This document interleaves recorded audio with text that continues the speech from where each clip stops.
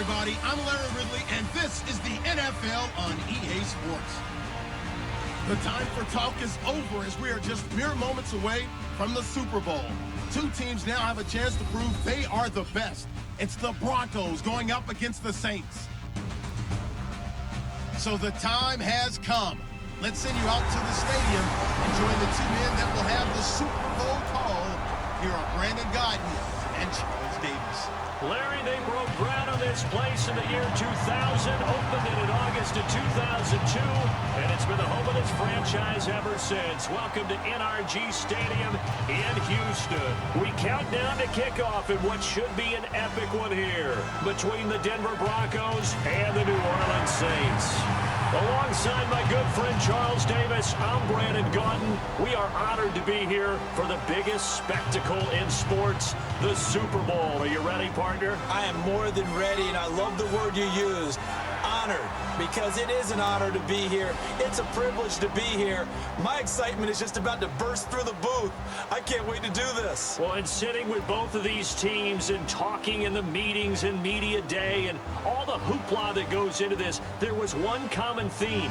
They're ready to stop the talking and start playing football. Yeah, they were probably ready a while ago. Now they can just focus on it. It's done. The only talking they have to worry about now is post-game, and they hope that they'll be talking as the winning team. And we'll see. You know, both sides come in with a game plan to start. We'll see how the adjustments are made throughout, because there are always adjustments in this game. I want to see if they come out conservative, trying to minimize errors, or if they have enough confidence to attack early and try and take advantage of the other team's nervousness.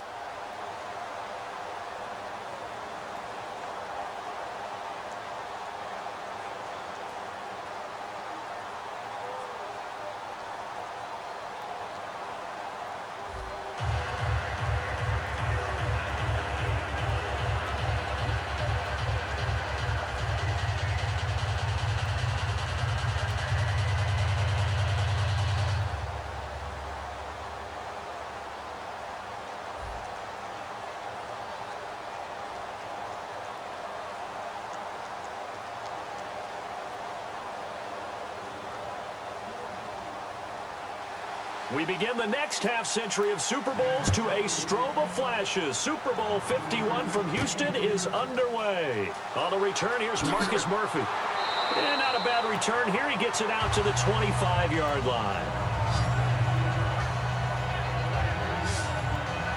And here come the Saints for their opening drive.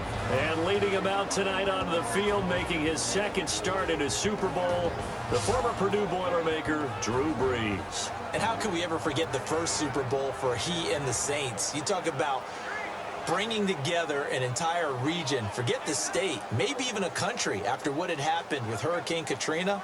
And Drew Brees and the Saints getting a Super Bowl trophy, he wants to add to it now, one of the best competitors we've ever seen.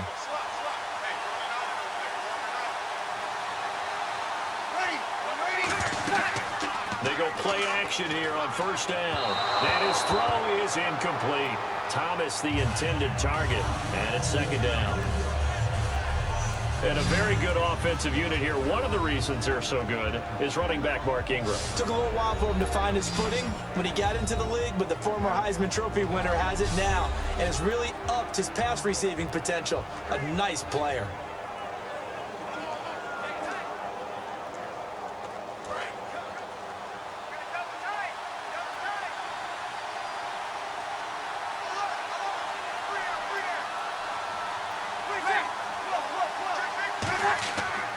They'll run for the first time with Mark Ingram. And he is going to lose yardage here. He lost 2 there, and it's third down. All right, partner, despite my eating habits, I'm not big enough to play offensive tackle, nor am I quick enough. But with the defensive ends nowadays and their speed, those guys have to be able to punch and dance, and it's a tough, tough job to contain them.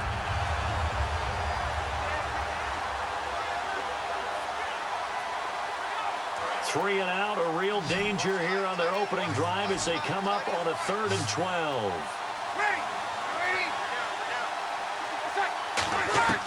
Now Brees on 3rd down. And he's got Snead. And they're going to get this one all the way out across the 45. The goal of every offense is to move move the chains, pick up first downs. A nice job finding an open receiver for a completion.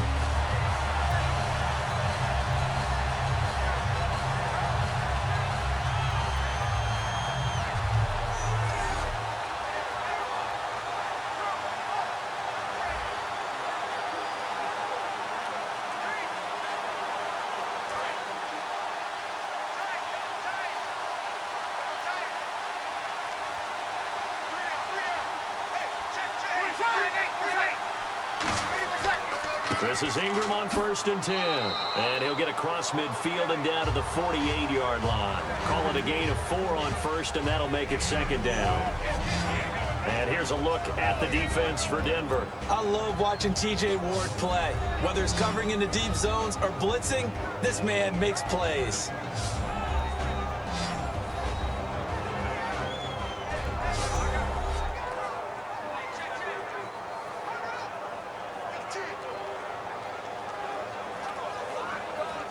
See if they stay on the ground for 2nd down.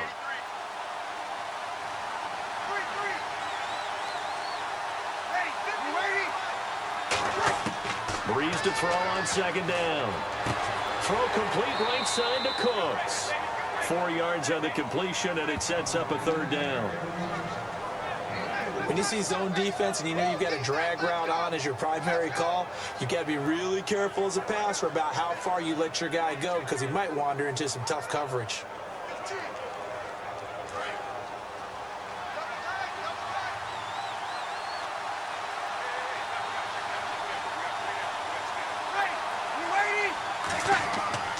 They'll try to run for the first with Ingram.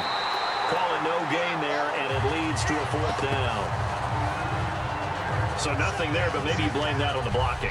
Yeah, at some point, you've got to win at the point of attack. And on that play, that was all the defense. They made it happen.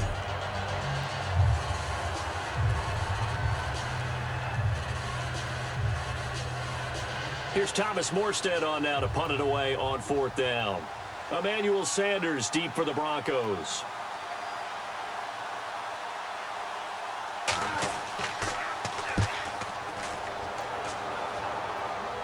Out of bounds and close. The question, was it a touchback? No.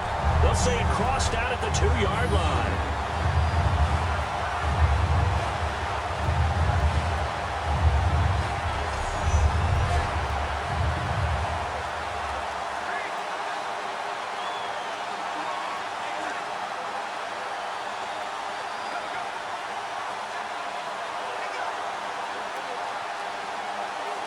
Very tough spot here for the offense to start.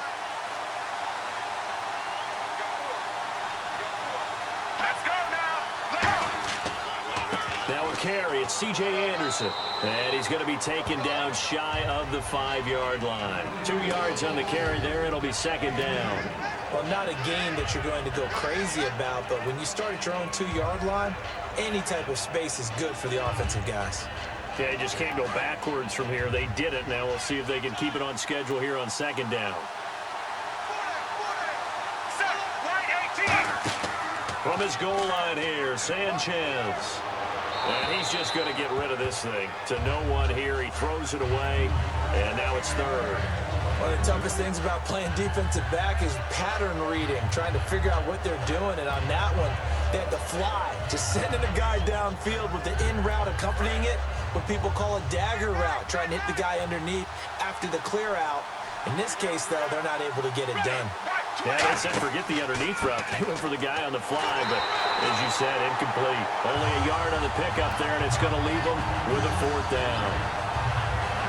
As much as I praise teams for being true to who they are, in this situation, I wonder if maybe they outguessed themselves a little bit. 3rd down, seemed like an obvious passing situation. They chose to run it and didn't get anywhere close to the 1st down. There's Britton Colquitt now. And no room for error here as his first punt comes from deep in his own end zone.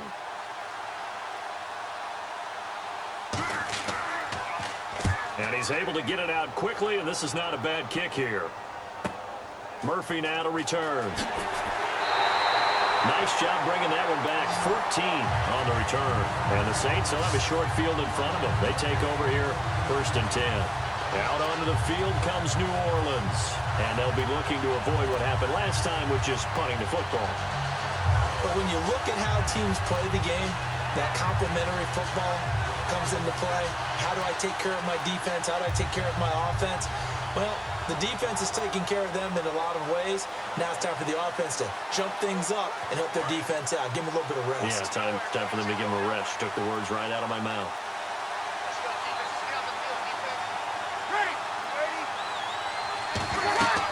They'll run it now out of the gun. And he's able to get this one down to about the 40. 5 yards on the carry. Good pickup on first down. And that's exactly what you want on a first down run. Pick up 5 yards, bring up 2nd and 5. The defensive line, though, they've got to figure out a way to out-leverage the guys up front because the offensive line is winning at the point of attack. And after the play on the ground, that brings up 2nd down here. Now Breeze throwing on 2nd down. And Cooks hands it over the middle. They get 6 on the pickup there as the drive will continue. A little football 101 there. You just see the receiver try to run down the defender, meaning he goes right at it and really trying to move him a little bit towards the center of the field so he can put his foot in the ground and break to the out, to the sideline, and make a catch.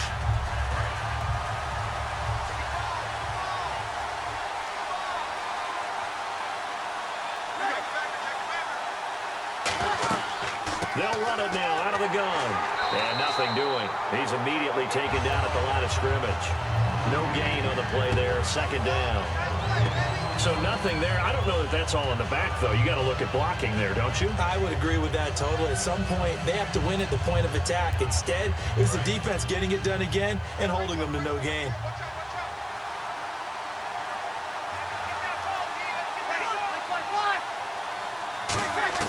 On 2nd down, here's Breeze. And he's got it over the middle. Fleener. And brought down, but not before they're inside the 25. Give them 11 yards that time and a new set of downs.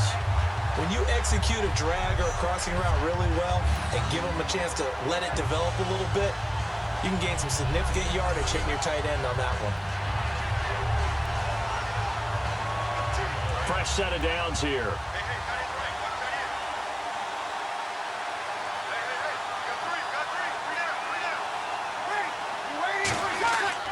Breeze hands to Ingram, and he stopped immediately there.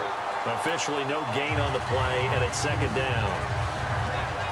And as a defensive end, getting off the ball quickly, swarming to the football, making a tackle, that's what we saw right there. Yeah, that's what their job is, and really a lot of the time they have to throttle back a little bit in the run game because you know those defensive ends, they're like in a sprinter stance. They're just headed straight for the quarterback. That was good recognition on that play to hold him to no gain.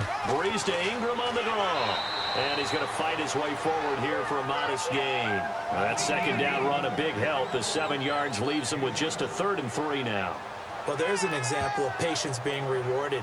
Ran the ball on 1st down and got stuffed. Most people would scream, throw the ball here. In this situation, they stayed with their roots, stayed with running the football, and they got rewarded. And now inside the red zone, the offense will operate. And the Broncos go to a nickel set on 3rd down. Yeah, they've got an extra DB out there. Breeze going to try and throw on 3rd down. Brandon Cooks, the receiver he was going after, and it's 4th and 3. I'm not sure we could spot any tendency here on this 3rd down. They could have run it or passed it. Either one was available. They chose to try and get it through the air, but they were unsuccessful. Now Kai Forbath to try the field goal for New Orleans. A 33-yarder from the left hash.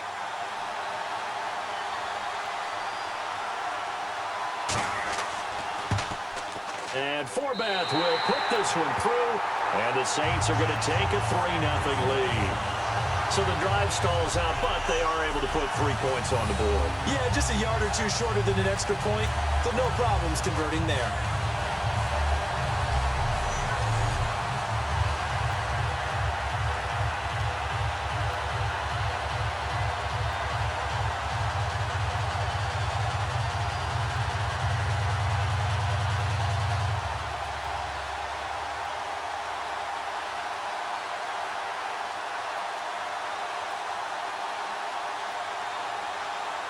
Morstead, the punter, out to kick it off. This is fielded at the goal line. Oh, look at that. Oh, look at him turn. And he'll take this one near the 25, call it the 26-yard line.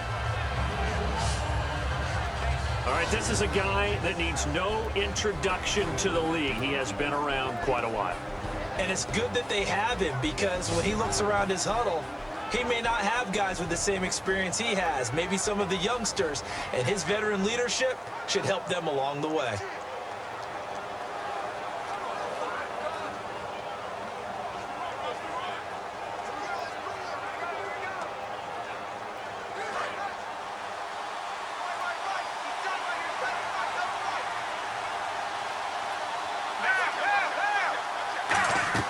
Here's Anderson as they begin this series on the ground. And they're able to get this one across the 35. Give them 11 on the gain there. And it's a first down for the Broncos. Absolutely love the run right there. This guy's known for his quickness, but also for his speed. He's able to get to the second level almost before you blink if you give him any type of blocking. Always talk about slot receivers. They're usually known as quicker than fast. In this case, we've got a guy who's quick and fast, and he used it to great advantage.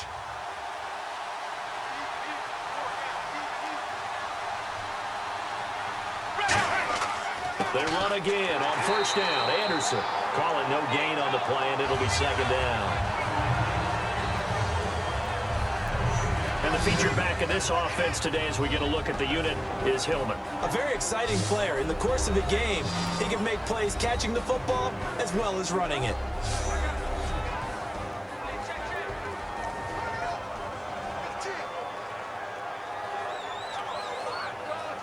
And on 2nd and 10 now.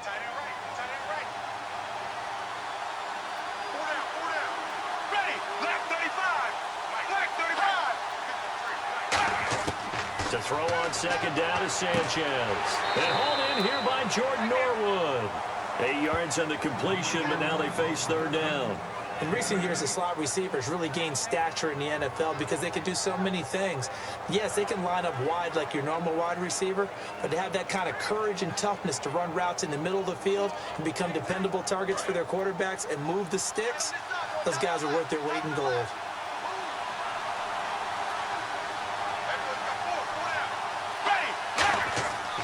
They'll run it. Here's Anderson. And he's got the first down yardage as he brings this up to the 47.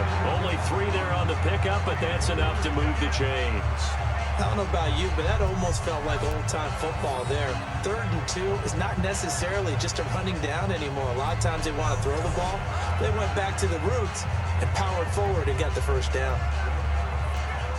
Offense comes to the line now, 1st and 10. In the backfield is Anderson. On 1st and 10, Sanchez. And he'll toss this one incomplete. Seeing no options, he throws it away. And now a look at the Saints starting defense. Stephon Anthony acclimated quite quickly to the NFL. As soon as he joined the team, he became their leading tackler.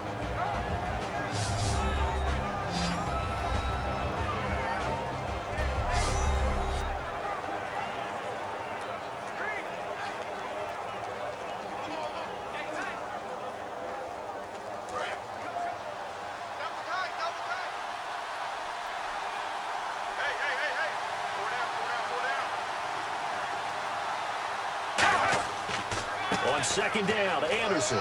And able to push his way forward here for a good little gain. That 2nd down run, a big help. The 7 yards leaves him with just a 3rd and 3 now. Well, this play sequence was really kind of called in reverse. Incomplete pass on 1st and 10. Nice run on 2nd and 10 when probably everyone was expecting him to throw the football. Now, if you're the defense, what are they going to do on 3rd down? You're a little off balance. They brought in an extra defensive back here, so probably not expecting a run on 3rd and 3. A good call. Now Sanchez. He's got his man here. It's Green. And 12 yards that time and picking up the first.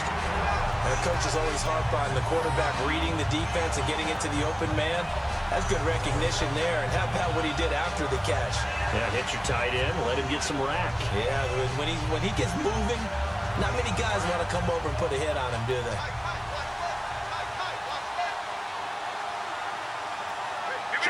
Check. This is Hillman on 1st and 10. And he'll get a little over 2, maybe a full 3 down to the 32-yard line. Tackle made there by Nick Fairley. That's a good play by the guys on the defensive side of the ball. Held him to a gain of 2. And that changes the playbook a little bit now for the guy calling plays. 2nd and 8. Now he's got to probably think about going to the air instead of maybe staying with the ground game. They'll come out in the pistol. Ready, black 35. Black 35. Here's Sanchez now on 2nd down. His throw incomplete. Virgil Green is tight end, the intended receiver. And now it's 3rd down.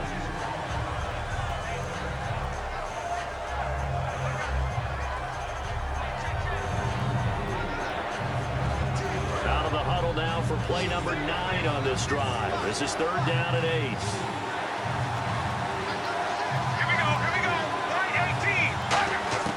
Throwing on 3rd down, Sanchez. And the 3rd down pass falls incomplete. He was trying to get it to Benny Fowler that time. And now it's 4th down. We know it's not an easy job to go out and catch passes when people are trying to tackle you and knock the ball away. But the bottom line is, that's a pass he's got to have and a pass he should have caught.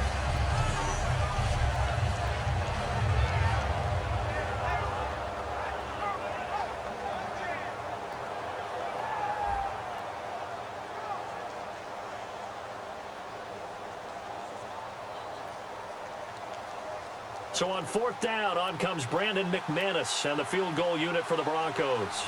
This will be from 49 yards out.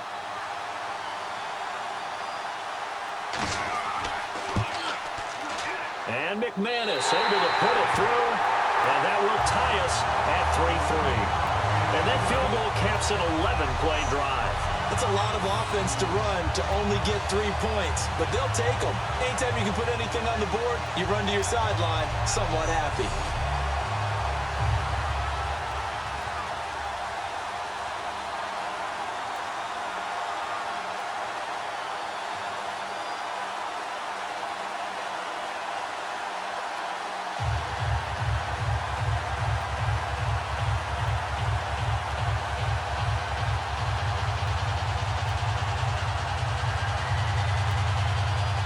So we're right back where we started, all even as the kick's away.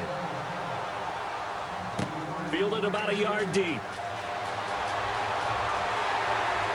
They'll bring it back to just about the 25, call it the 24-yard line. Out onto the field comes New Orleans. And last time able to get 3. It's not what they wanted. They wanted 6, but they got at least something. They mustered something out of the drive. They'll take it. I like the way you've described it. Not ideal, but they'll take it. Anything to put some points on the board. But this time on offense, they don't even want to see the field goal kicker trot on the field. They want that ball in the end zone. Yeah, they'll be going for 6.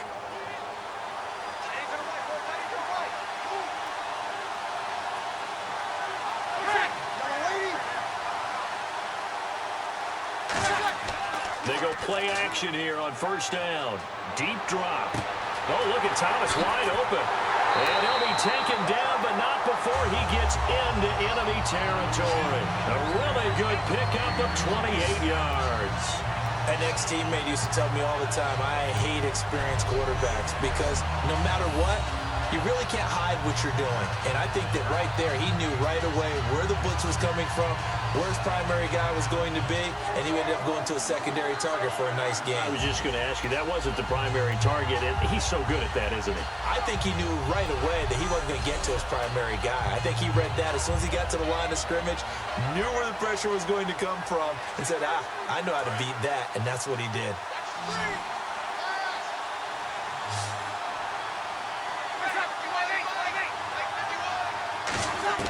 On 1st and 10, here's Breeze.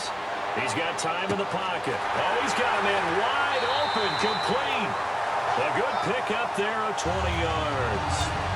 Well, it appears that they read man defense and went to the out route, and what you have to do on that one is the receiver's got to make sure he works the defender towards the middle of the field to give himself space to cut to the outside and have that ball delivered with good timing, and they got it done.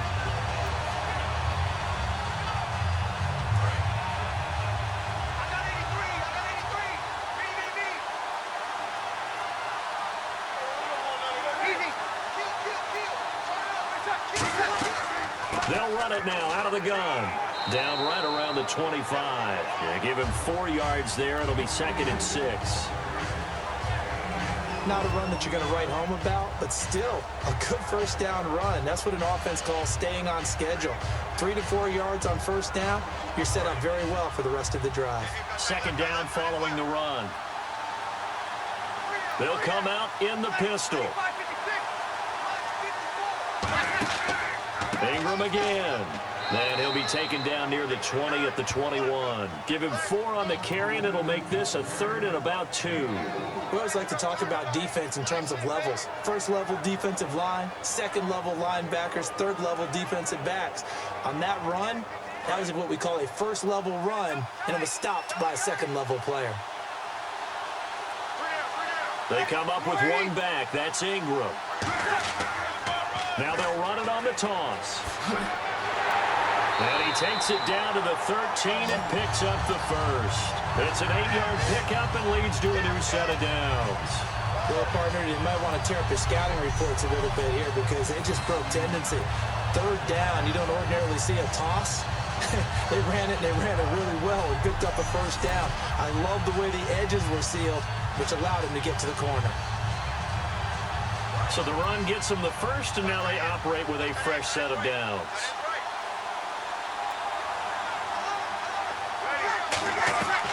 They'll run it now out of the gun. And eventually stopped just shy of the goal line right around the 2. It's a 10-yard gain there, and it sets them up now 1st and goal. For so many years, I was convinced it was a myth, because you always hear about the smaller running back. Well, he gets lost, you can't find him, and sometimes that's part of his genius. But it's true. You get behind big offensive linemen, the defensive line guy's trying to find him, trying to peek around people to see him, and he gets lost, but this guy gets lost in a good way for his offense, picking up big yardage. So 1 quarter down here in Super Bowl 51. 3-all the score. You're watching the NFL on EA Sports.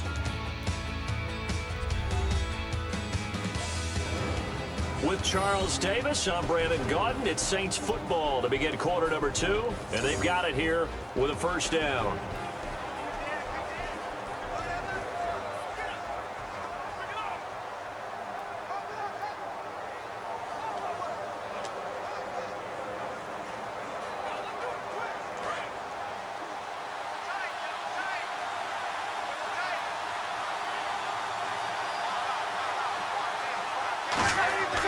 They'll look to run with Ingram. And he takes it across and into the end zone. Touchdown, Saints. Mark Ingram taking it in from 2 yards out. And the Saints have taken the lead. And they're able to run it in. It started with the battle in the trenches. They won there, and they got in for 6 points. And that's going to be a tough one for the defense to deal with. They've got to go to the bench now and figure out how we're going to slow down this running game, because on that particular play, they had no answer. Kai Forbath on for the extra point.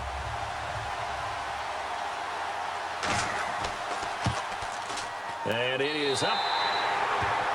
And it's good. That'll make our score 10-3 now.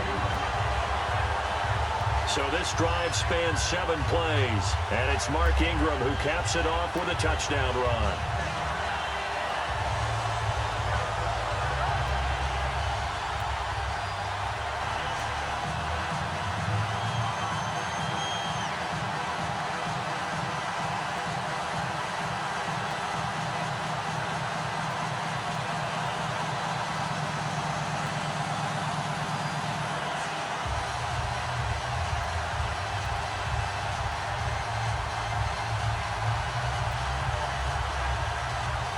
Morstead out now following the touchdown to kick.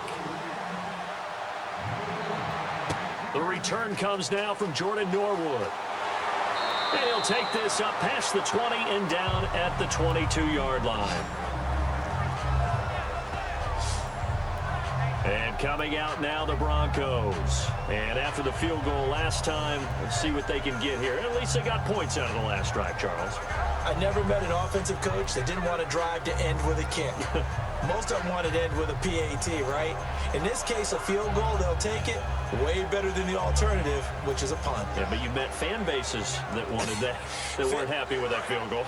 I haven't met a fan base yet that wants to drive to end with a kick, other than the extra point. That's it.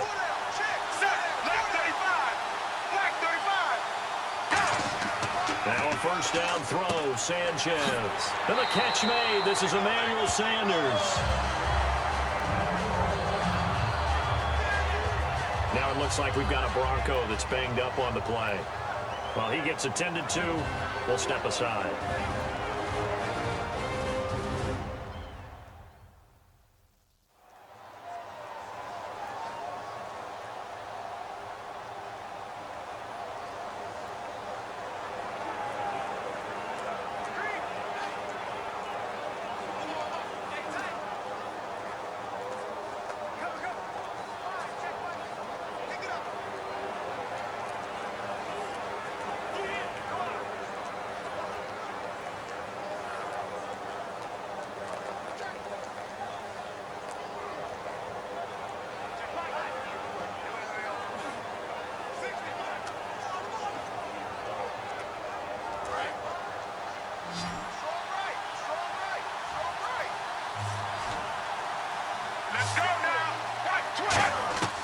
Sanchez on first down. Green with a catch left side. And able to get this one across the 45 before he's brought down. And there's a completion to the tight end. And look at the size of these players nowadays. In that spot, 6'4", 6'5", and up. A lot of guys used to be basketball players, somehow came back to football. That's really good for the game of football. You're getting better athleticism, great hand-eye coordination, guys who know how to control their bodies when they run their routes.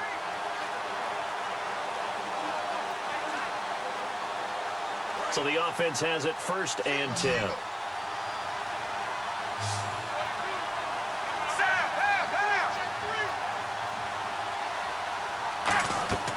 Now a play fake here on first down. Finding time.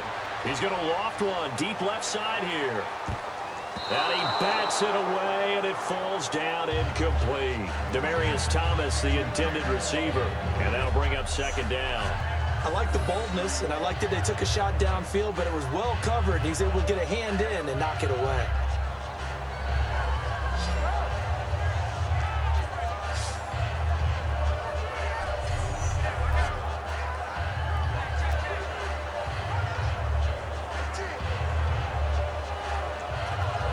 So incomplete on first. Let's see what 2nd down has in store.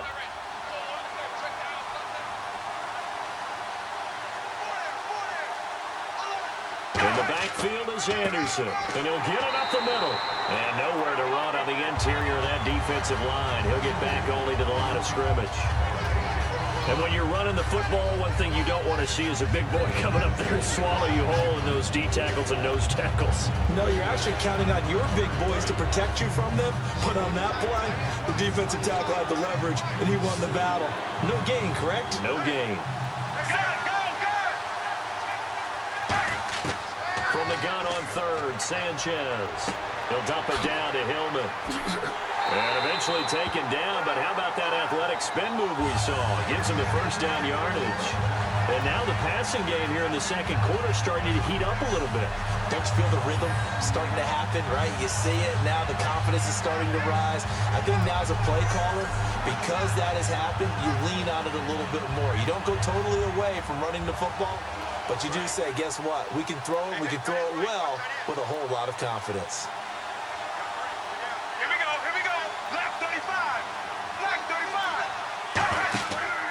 First down. Here's the run with Anderson.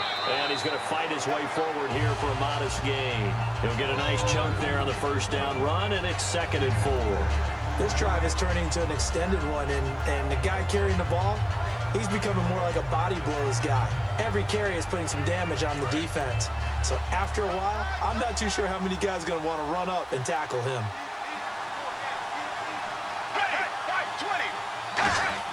Here Here's Sanchez now on second down. And he will find his man for the first time, Demaryius Thomas. 12 yards there as they move to James. When the hitch route is run really well, that jab step off the line of scrimmage by the receiver, which is designed to back up the defender and give him a little bit of space, all you want there, get that space, catch the football, and then make a move and pick up extra yardage. And that's exactly what he got done there.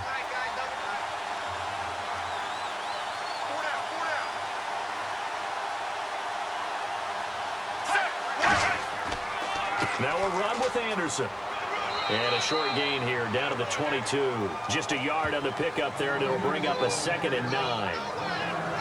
You know that old expression, it's not my night? It hasn't been his so far. I don't know if the legs are a little bit heavy. Sometimes having to hang out all day and play doesn't exactly play to your advantage, but it's been a tough go for him. And every time he looks up, somebody's there defensively. That was the same case on that play. See if they stay on the ground for 2nd down.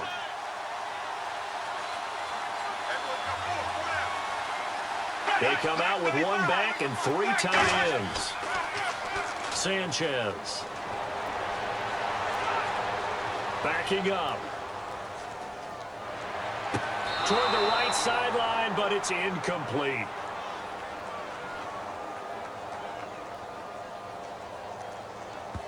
Illegal touching. Offense.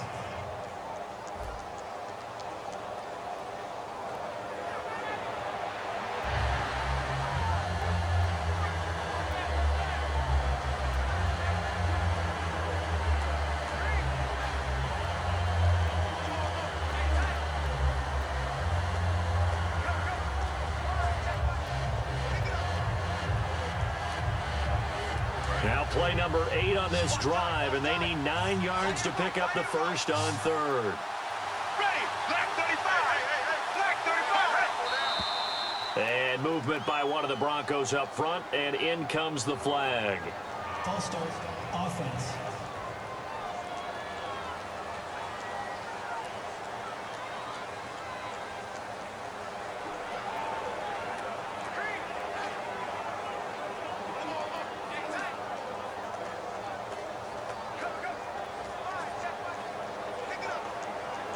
Ninth play of the drive coming up, and certainly not an easy one on 3rd and long. Ready, black 35. Black 35. 3rd and long, it's Sanchez surveying the field. And he comes back with one complete. The completion good for only 6, and that'll bring up 4th. Partner, I think that completion takes the definition of dink and dunk to a different level, doesn't it? It does, and the defense was right there, kind of played into their hands. Now Brandon McManus for the Bronco field goal. He hit his first, this one from 38.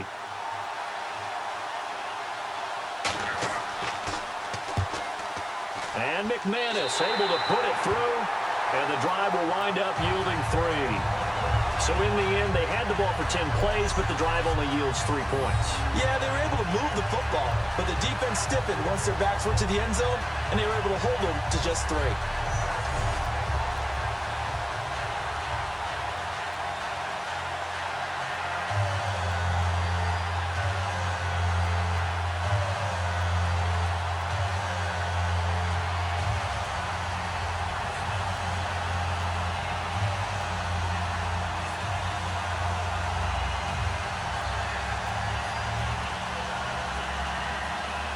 After splitting the uprights, McManus to kick it away. Now it's Murphy. And a nice return sets him up pretty good here at the 30-yard line. The Broncos defense getting ready to go. And a touchdown given up the last time they were out there, so maybe need to refocus a little bit. And make sure that they don't start finger pointing with each other, because oftentimes when a touchdown's given up, you say, okay, where did that happen? Who broke down? Who gave it up? Instead, just go back out there, be a unit again, and try and play a little bit better. Yeah, see if they can play a little bit better on this drive.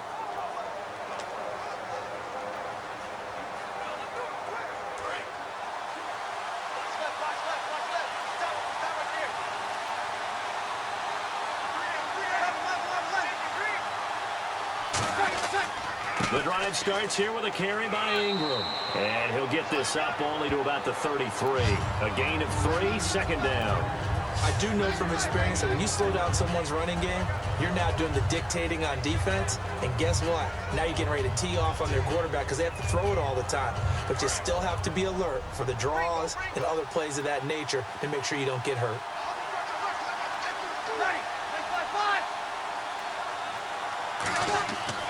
Again, they'll run with Ingram. And he'll bring it up here to right at the 40-yard line. 7 yards there, good enough to move the sticks.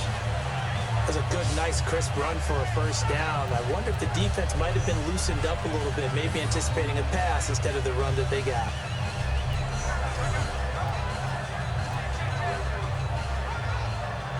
And a new set of downs here after picking up the first on the ground.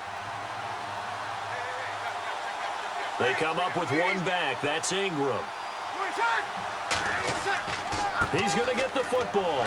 And he'll push this forward only to about the 42-yard line. Give him a couple on the carry there. 2nd and 8. In order to play really good run defense when you're playing a 3-4, those 3 guys up front, the nose tackle and the guys they call the defensive ends, they're usually big, big people because they're going to have to eat up a lot of blockers because usually 5-on-3.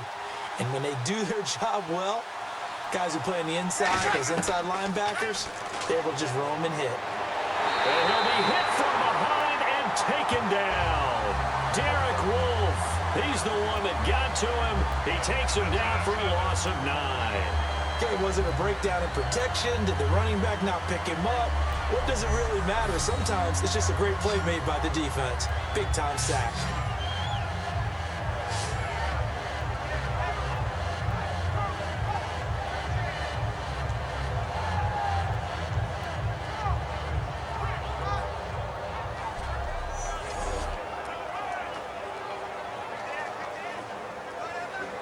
And the defense will try and pin their ears back and get pressure again here after the sack. It's 3rd down. Play action to Spiller. Now Breeze. This is caught. It's Cooks. And he's taken down, but not before he gets this into enemy territory across the 40. He's such a good route runner. Shows it there on 3rd down. Very proficient and a good pass. And you know what I've observed over the years in the NFL? The better a route runner you are, the more confidence your guy's going to have in you to go to you in important times because he can trust you being in the right spot, and they connected there and picked up a first down.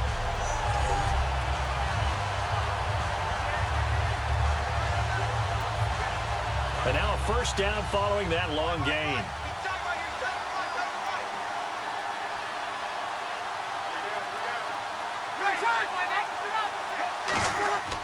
Another carry for the workhorse tonight, Ingram. Ingram churning. He lost the football. And his guys are going to get the football at the 37-yard line. Often on fumbles, you look at the guy who coughed it up and say, geez, what did he do? But, hey, let's tip the cap to the defense here. Not a problem at all, my man. I'm not even going to tip it. I'm going to doff my cap to him. Congratulations. Big-time play. Knocking it free and creating something good for your team. And Denver getting set to take the field. And they had a long drive last time, but they had to settle for a field goal. And I'm sure that's how it felt to them, settling. They probably should have gotten in the end zone. Yeah, not out-and-out joy, right? Because that's what you get when you put the ball in the end zone. But there are benefits to that type of a long drive. Your defense gets a chance to take a break, adjust a little bit, maybe get themselves ready to get back out on the field and play a little bit better. So they'll take the benefit even though they wanted the 6 points. And maybe wore down the other defense. We'll see.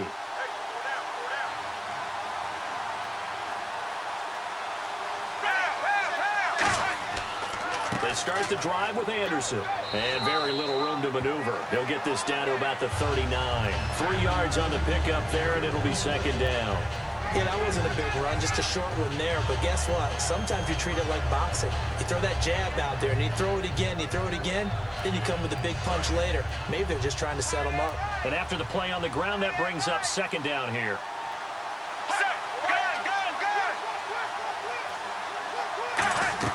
Again, Anderson. And he will be brought down at about the 43 that time. 4 yards on the pickup there as it'll leave him with a 3rd and about 4 more for a first. some of the most unselfish players on any football team?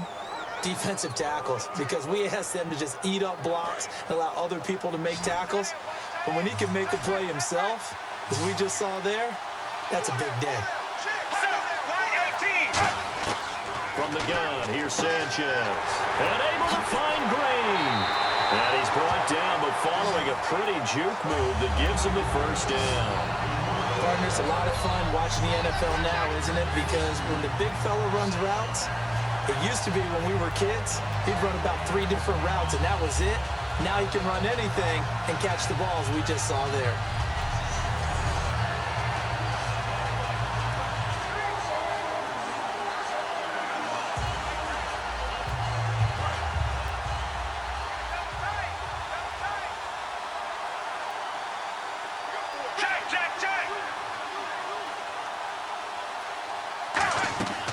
They'll run it now out of the gun. And he's going to be met at the line of scrimmage and taken down. That's going to go as a loss of a yard, and it'll be second down. And the offense there, the O-line, everybody really on offense, they were just manhandled at the point of attack. Yeah, you could pretty much call them all out, couldn't you? Almost by name, right? That was a very tough sequence for the offensive line. But how about that defensive front creating a new line of scrimmage and creating a lost yardage possibility?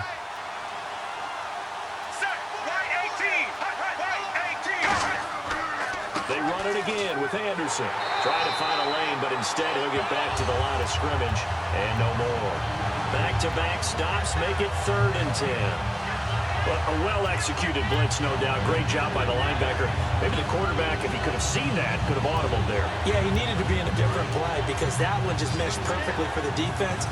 All the gaps were filled except for the one the offense really wanted to run through, and that was filled by a big man wanting to make a tackle. And he made a great tackle. Here's Sanchez. Under pressure, and down goes Sanchez. Bobby Richardson with a big-time sack on 3rd down. And it'll be a loss of 7. And a play like that, with how far he had to go to make that sack, shows how athletic defensive ends have become in the NFL. And not just athletic. This is coached in a big way. Run to the football at all times. How about him never giving up on it and pursuing all the way across the field? Here's Britton Colquitt now. On for his second punt. He'd take a repeat of his first.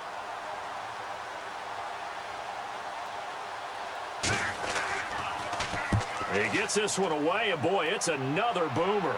And this one will sail out of bounds. It'll depend on the spot here. And the side judge says that went out at the 7-yard line.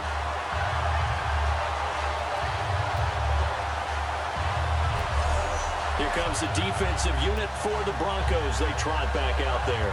And trailing on this scoreboard last time, able to force the fumble. I'm sure they'd like to do that again. That's exactly right, because what they did last time has helped them stay in this game. Being opportunistic, taking the ball away, that can help keep the game tight. Yeah, we'll see if they can be opportunistic here. They'll be looking to force another turnover.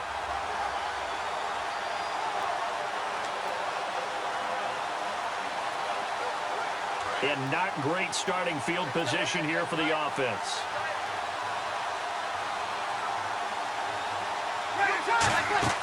They go play action here on 1st down. And his throw's going to be incomplete.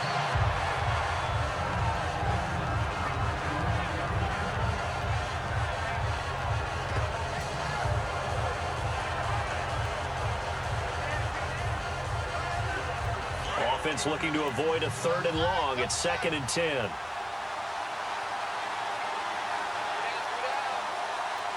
They come out with 1 back and 3 tight ends. On 2nd down, Ingram. And they'll hit him for a loss as he's back to his 2-yard line. He lost 4 there, and it's 3rd down. You have to give big-time credit to the cornerback on that play. Most of them like to just sit back and say, I'm playing pass. But he diagnosed that play so fast and got into the backfield for a loss of yardage. That's a monster play by a corner.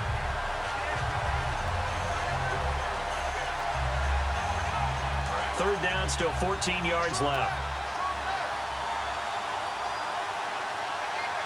They come out here in the eye. And the first carry for the former Clemson Tigers, C.J. Spiller. Spiller trying to get loose. He lost the football. And this is going to be brought back for a Denver touchdown.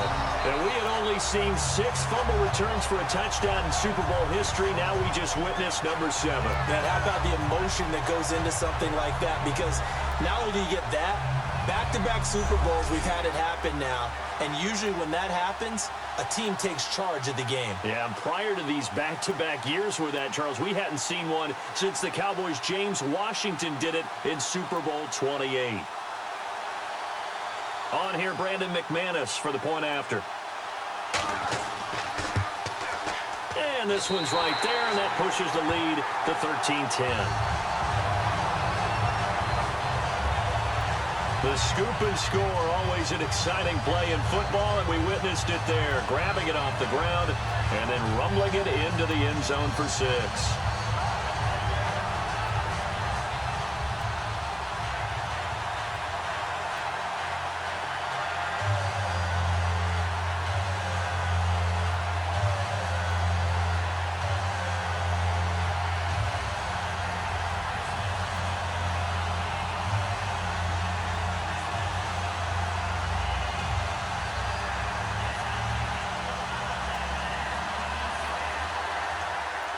And you can bet they're preaching 2 hands on the ball here as the kick's away following that fumble return. This is fielded at the goal line. And his guys are going to start their drive right at the 20-yard line. Now the Saints offense, they get ready to go back to work here.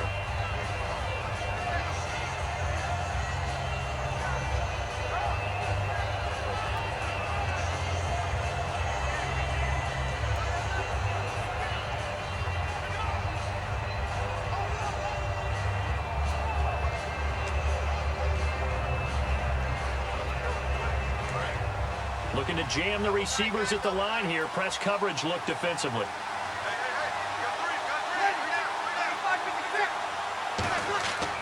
They'll run with Ingram here to begin the drive.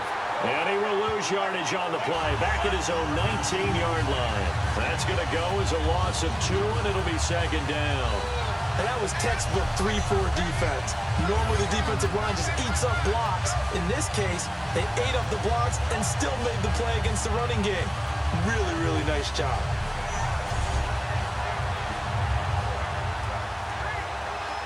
And they're behind the sticks here a bit now, dealing with a 2nd and 12.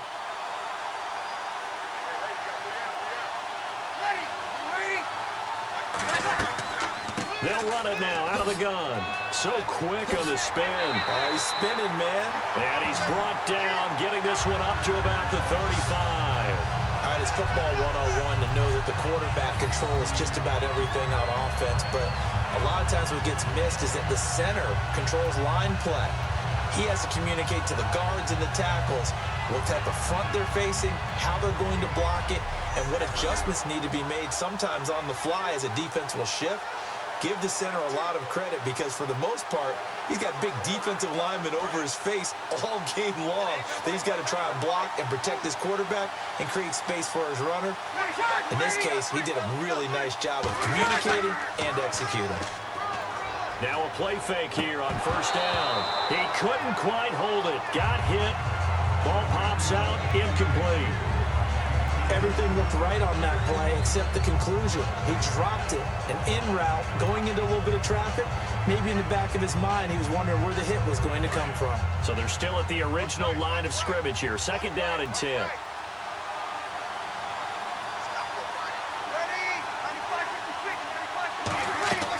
And a 20th carry now for Ingram. And he went nowhere. Well, he went backwards, back to the 33. It's a loss of 2, now 3rd down. I saw Von Miller in college at Texas A&M, and all I kept hearing about was his speed off the edge to the quarterback. But what impressed me, his balance and his ability to take on blocks and be a force in the run game, as we just saw there. And the 2-minute warning lurking. This will probably be the last play before we hit it. Yeah, they want to get themselves in position to score in this last shot before the clock hits. 2 minutes remain here in the 1st half. We're back to Super Bowl 51 after this.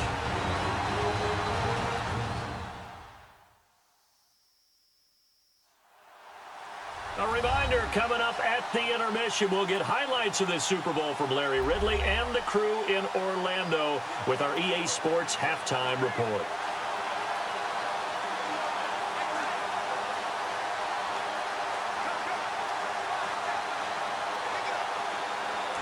Yards to go on third down.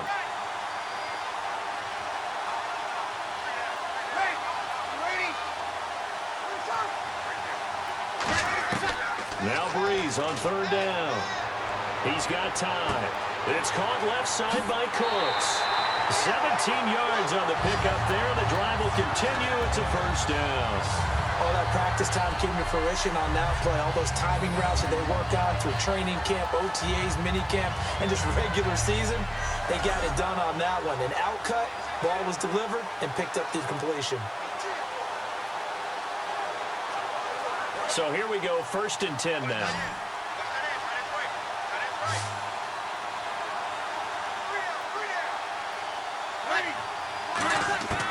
From midfield, here's Breeze.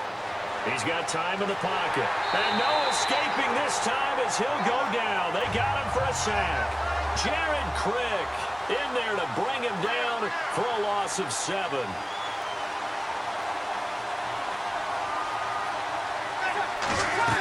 On 2nd down, here's Breeze. And his throw's going to be incomplete. He was trying to get it to C.J. Spiller, and it'll bring up 3rd down.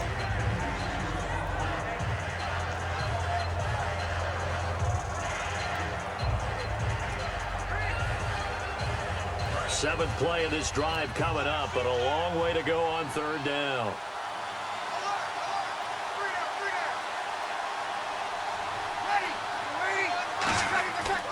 Now Spiller. And he is going to loop. Now the Broncos are going to take a timeout. It's just their first, so they'll have 2 remaining here before we get to halftime.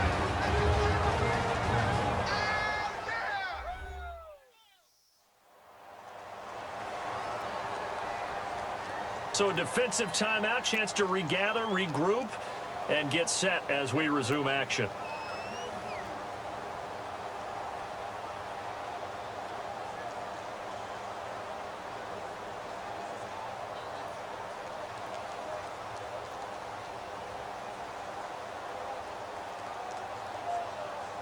Here's Thomas Morstead now, as he'll punt it away for the 2nd time.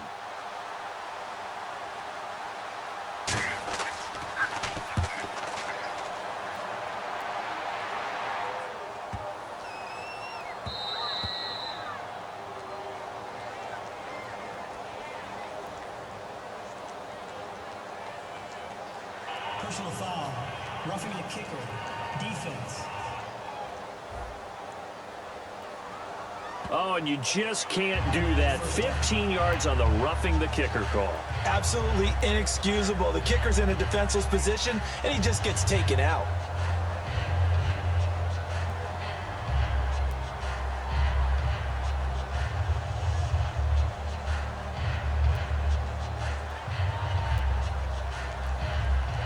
First down and 10 now for the offensive group.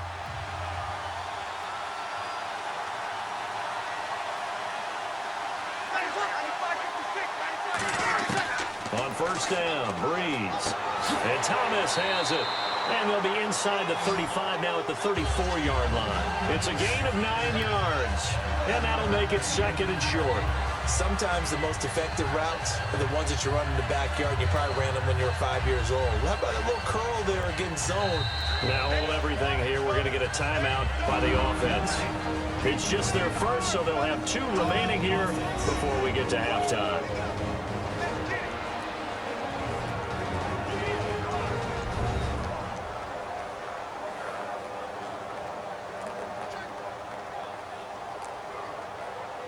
And welcome back, the offensive unit. They took the timeout, and now they get set to line up as we resume action.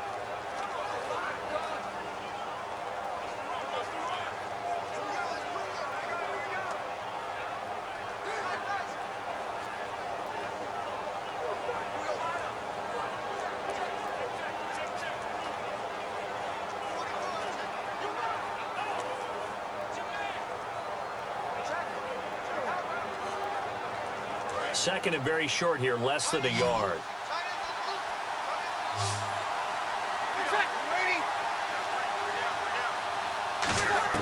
Now Breeze throwing on second down.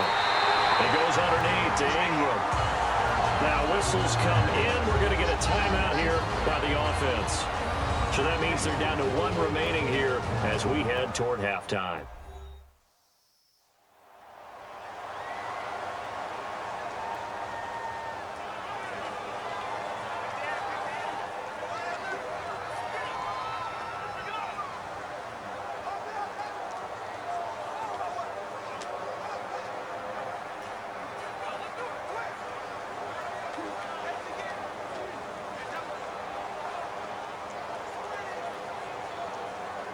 Long drive. The defense just cannot seem to catch a break and get off the field.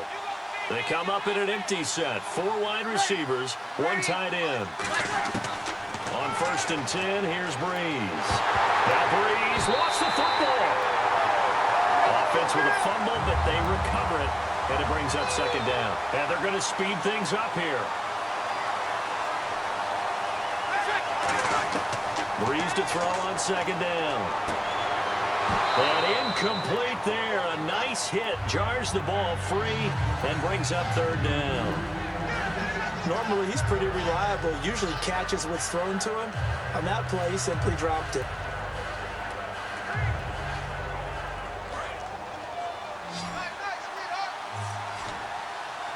And it looks like we've got a dime set here defensively. 6 DBs in the game. Play action to Spiller. Under a heavy rush, and down he goes. Brandon Marshall coming in to drop it for a loss of 8, and it'll be 4th down. Man, he got in there so quickly, Charles. What could the offense have done to adjust and account for that? But what you're hoping is that you figure out and you see and get a clue that maybe there's going to be some pressure coming at you, and you change the blocking schemes. Maybe you go to max protection. The biggest ones, maybe you bring your running back in to try and keep you clean. But in that case, that didn't happen. 0 accountability, and a sack resulted.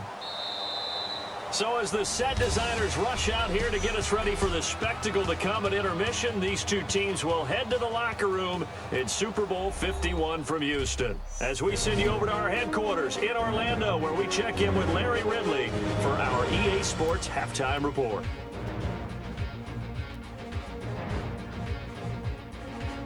All right, let's get straight to it. Here's some highlights from the first half.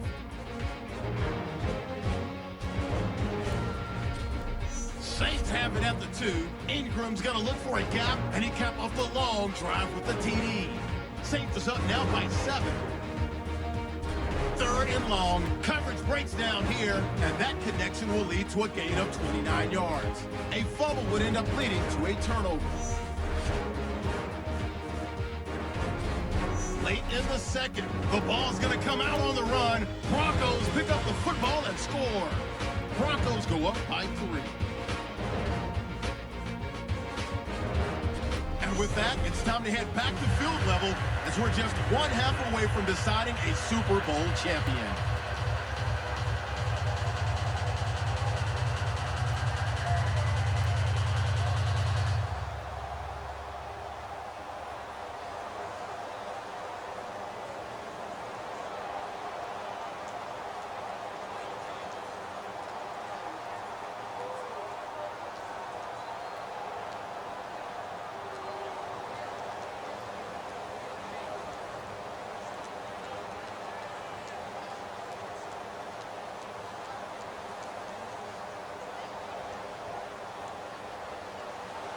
Both teams appear ready for the fight ahead, and we resume action here in quarter number 3. Now Norwood. And he'll get it up to about the 26-yard line, just across the 25. Here comes the Broncos offensive unit here as they'll have it first to begin this 3rd quarter. They have the lead now. They'll be looking for some separation here as we begin the 3rd quarter. I like the way you term that, because now I think they go a little bit deeper into their playbook. They like what they did in the first half. That worked okay. But in order to get the separation that you just talked about, change things up a little bit. Change your tendencies. Try and hit them a little bit more with some things they didn't see in the first half. We'll see if they do just that.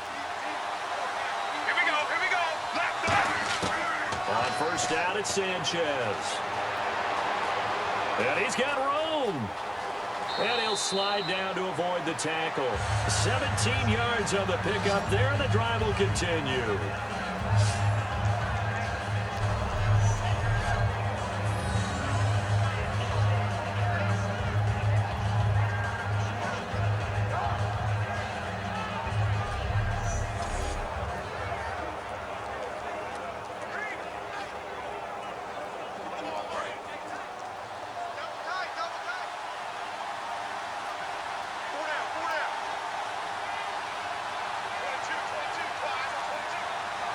In the backfield is Anderson, and he'll get it up the middle. And he's swallowed up right near the line of scrimmage. It's a loss of a yard there, and now second down. Partner, I think the easy thing now would be to just abandon the run and start throwing the football at all costs. But I've been in so many games where it doesn't work running the ball, and then something pops, and now you get something going. I'm not so sure to just abandon your game plan this early in the second half.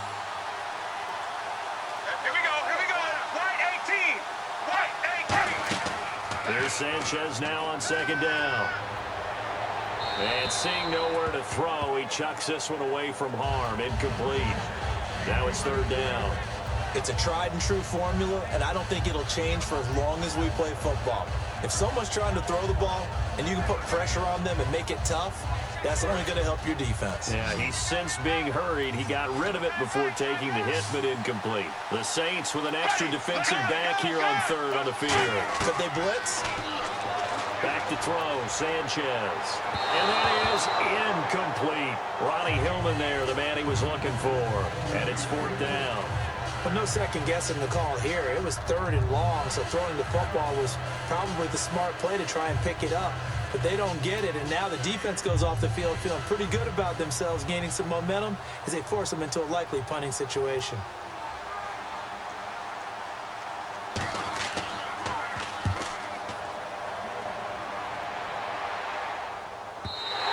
And this will hit just beyond the goal line as it's into the end zone for a touchback. Now we take a glance at the offense as they work their way back out for their first possession of the second half. They were able to get the stop defensively. Now a chance to turn that into points on the offensive end. Can you imagine what the grease board looks like at the half? Because tell me. That's exactly what they printed up. Stop them on defense, get the ball back for our offense, and go downfield and score some points. Now, the last part remains to be seen, but they got the first part done very well. Do people use grease boards, or you mean the magic marker boards? Yeah, those two. They'll try to get the ground game going with Ingram. And he is met at the line of scrimmage, and he goes down right there. No gain on the play. It'll be second down. Well, he didn't make headway on that one, but he's had plenty of carries all night long. I just wonder if maybe he's a little bit tired from toting the rock that much. Offense still needing 10 yards. Second down.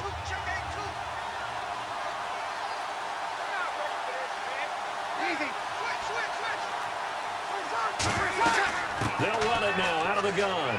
Bulldozes past him. And he's going to get this one across the 30-yard line. A nice pickup there of 11 yards, and it'll move the sticks. Well, it's what we call an even front or an odd front. And an odd front's real easy to figure out. If that guy is lined up over the nose of the center, typically that's an odd front defense. Odd number of people, meaning 3-4 versus the 4-3, which is an even front. You've got to control those guys in the middle. Whether it's the nose or the two defensive tackles in a four-man front, if those guys can't get moved, you cannot run the ball in the middle of the field. And in that play, they were able to actually take care of business. They toss to Ingram. And they get him down, but not before he takes it across the 40-yard line. It'll go as a gain of 10 there. And that leads to a New Orleans first down. The good old toss play. And this time they go to the left side, so give a lot of credit to the offensive line. Center, guard, tackle, able to seal that side. But the guy that we don't give enough credit to, wide receivers. They have to do a great job of blocking downfield. Otherwise, that play can be spilled in the backfield.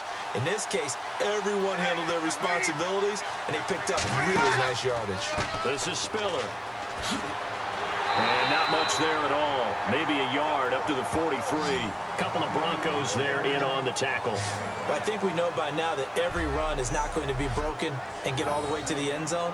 But these short ones still have their value. You can still set up your play action and throw the football.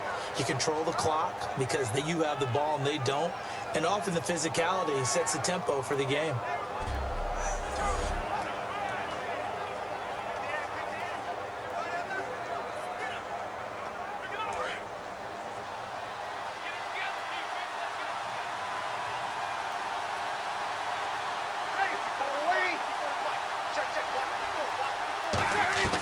Now they'll throw with Breeze.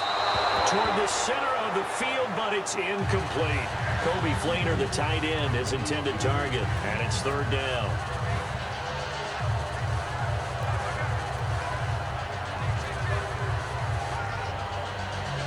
And you would have to think an obvious passing situation here on 3rd and 9.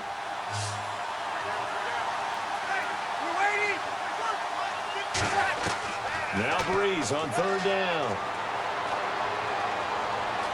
He'll be brought down by the Broncos. It's a sack. Jared Crick in there to drop him for his 2nd sack now here tonight. But Brandon, sometimes I think when we watch games, we're actually watching a living museum because we're seeing the evolution of positions almost with each passing game. How about defensive ends nowadays and the way that they can run almost all the way across the field? It is unbelievable. I mean, they're so strong, but they're so lean. They can move so quick with those bodies. It's almost unfair. You're supposed to be able to know where a defensive end is supposed to be on every play. These guys flash so quickly, you're not sure where they're going to end up. Here's Thomas Morstead now as he'll kick it away for the 2nd time.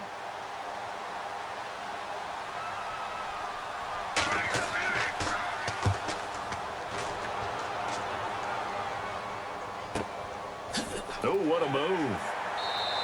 A good kick, 49 yards, just 3 on the return. And the Broncos take over, 1st down and 10. Here's the Denver offense now as they get set to take over here. And a tight game after punting last time. See if they can get something going on this drive. As they head to the field now, with the game this close, you've got to feel there's a sense of urgency for them going on offense right now. But they have to do it without letting panic creep in and affect their play.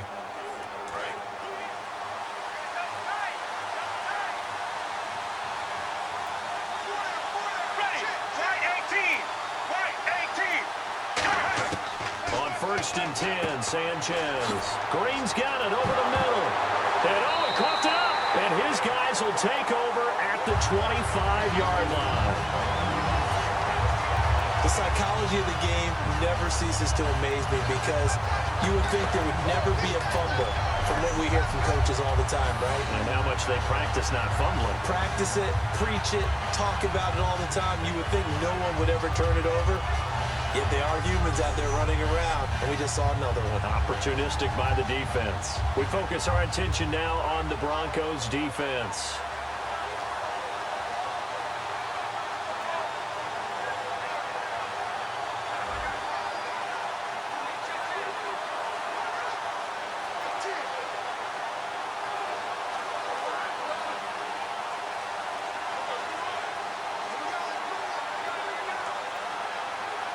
And a great spot to start this drive from here.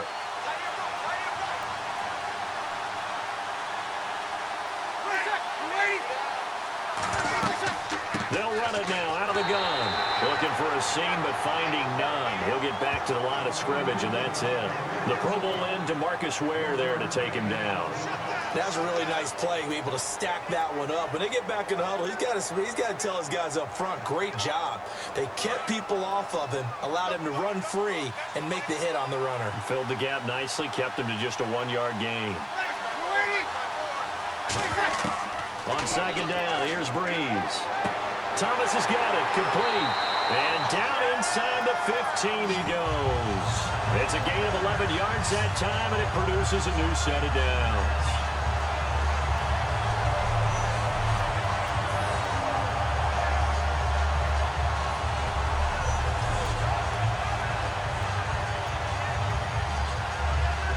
And the next snap coming inside the red zone here.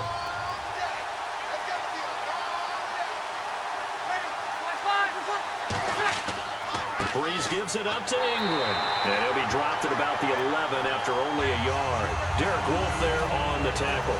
So many times we look at a short run and we praise the offense for trying to set the tempo and establish things, but the defensive guys, hey, they just won the battle there. It wasn't a big run given up. They don't always have to absorb the body blows. Sometimes they dish them out themselves.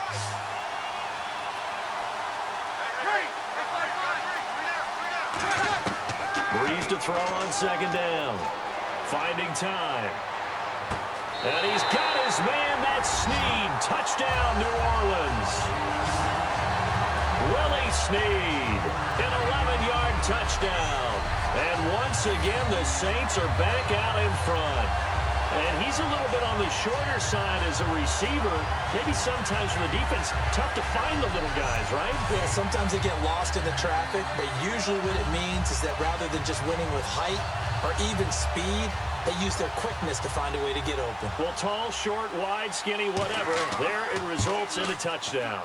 And that will make this a 4-point game.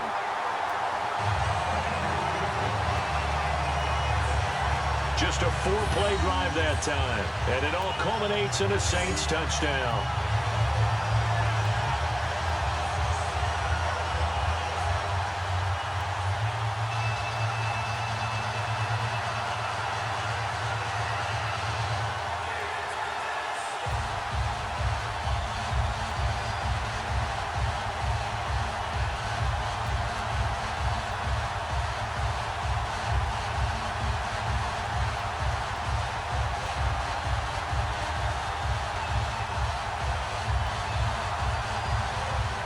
Morstead out now following the touchdown to kick.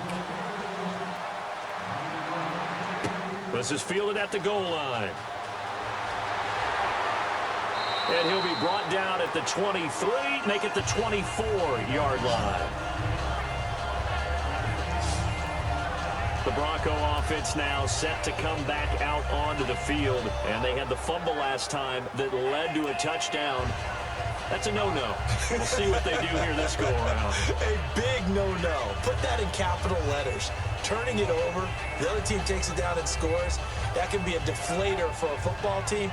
Now it's up to the offense to get back out on the field and pick things up. Now, they're out there. We'll see if they can pick those things back up.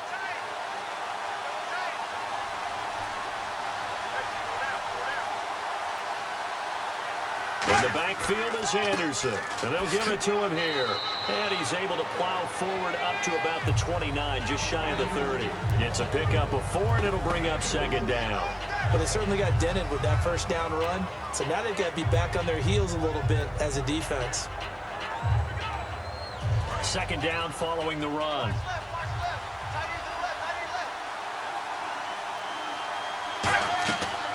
They'll run it now out of the gun. And he'll slip his way up across the 30 to the 32. Still a couple yards short of the first as the 3-yard gain brings up a third down. Partner, we know today's NFL is really built around the guy throwing the football. But these short runs, they still pay dividends because they can take their toll on a defense and they can add up as the game goes along. You control the clock, you control the ball, and that way you often control the game.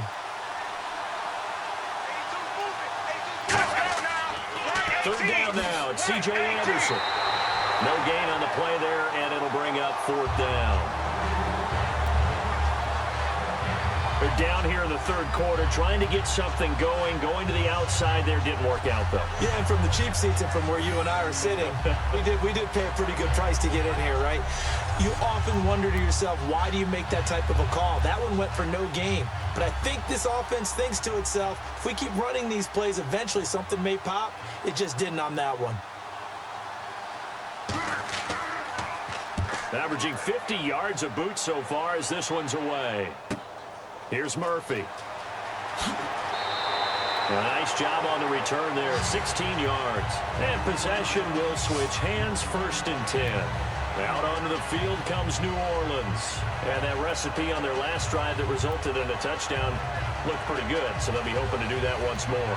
And it takes me back to when we sat with the offensive coordinator and the head coach. They felt pretty good about their game plan and thought there were some holes in the defense, and they exploited them the last time out. Let's see if they can come back and put together a similar drive. And we'll see if they can do just that. Looks like the defense in press coverage here.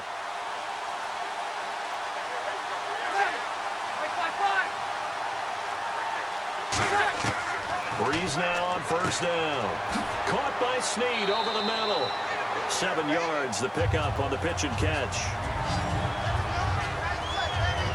When you're playing a quarterback with some experience and some moxie, you enter the danger zone when you decide to blitz him, because if he's able to diagnose as he did on that play, he can hurt you downfield. He reads defenses so well, doesn't he? He really does, and the best part about that play for him, I don't think that was his primary target. I don't think so either. I think he had the read, figured out where the blitz was coming from, and went to a secondary target for a really nice game. Here's Breeze to throw. And he's just going to get rid of this thing. To no one here. He throws it away, and now it's third.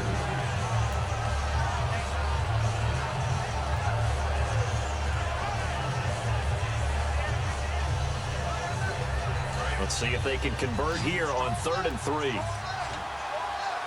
They come out 5 wide, 3 of them to the right side. Breeze going to try and throw on 3rd down. This is caught. It's Cooks. And he brings this up to the 46. Good enough for the first. Would it be safe to say that as precise as routes are supposed to be run in the NFL, maybe they're not quite as precise in college ball? That's accurate, yeah. And I think we saw a college route in the NFL there. Just find the soft spot, find the dead zone, and find the first down. And that's what he just did.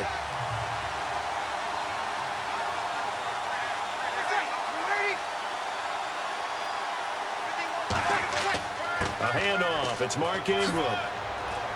They showed off the athletic juke. Good little gain there. Not a whole lot of real estate, but a nice carry. And 3rd quarter here, you've got the lead. This is where that strong run game can really benefit you. Stayed in bounds there, kept the clock going. I like all the points you just made there. And if you throw the football and it's incomplete, now you've stopped the clock and you've helped out the guys on the other side of the ball. So keep it in the hands of those runners. Keep moving it. Keep grinding clock. They'll run it now out of the gun. Ooh, the juke. And he'll get it inside the 40 to the 39. 9 yards on the pickup there, and it keeps the drive alive. Well, that last run makes this a 100-yard night. I've loved the way he's hit the holes. He's been quick. He's been decisive. And he's been a whole lot of fun to watch.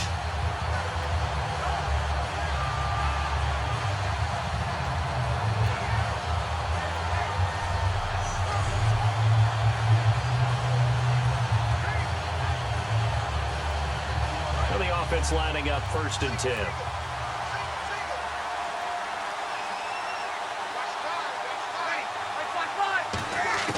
On 1st and 10, here's Breeze. And he's got it over the middle. Flainer. And he'll work it inside the 30 to the 29-yard line. And after that completion, you can understand why so many teams in the league are emphasizing speed on defense in every position. The tight ends have created so many tough matchups now. If you can't run with a tight end as a linebacker, this is going to be the result every time. Completed pass play. Now let's see if they go back to the air or to the ground.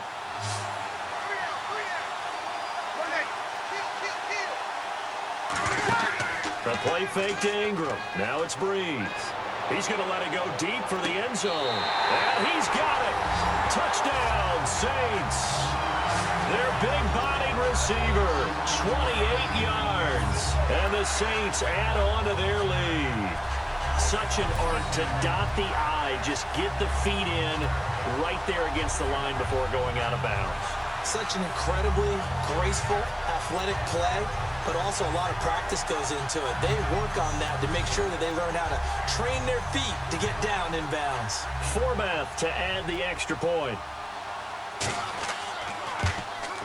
And that one pushes the lead up to 11.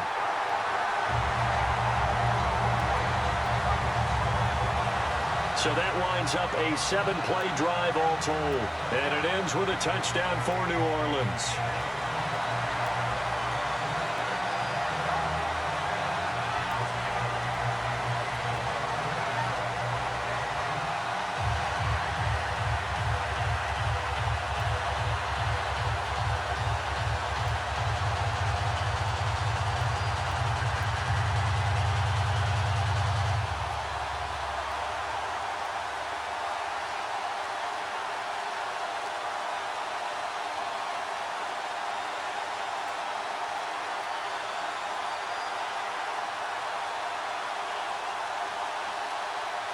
Morstead out now following the touchdown to kick. Now Norwood. And he'll get it up past the 20 to the 22-yard line. And now the Broncos offense, they get set to head back onto the field. And they're coming off a 3-and-out, my friend. I think they've got to look at that play sheet and go to a spot that they haven't gone before. Time to shake things up a little bit to try and get this offense moving. Okay, so how do you do that? How do you shake things up? You look at what you've called before, realize it hasn't worked Go to so something well, else. and maybe you try and find one of those special plays from one of your better players, and maybe try and hit something big and get things going in the excitement area.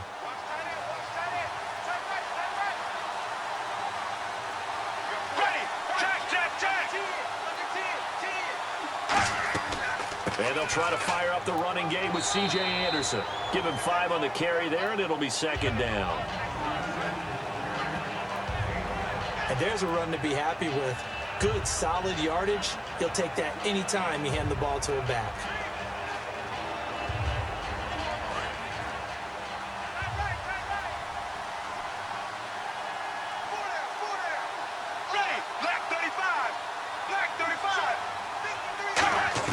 Here's Sanchez now on 2nd down. And his throw here is incomplete.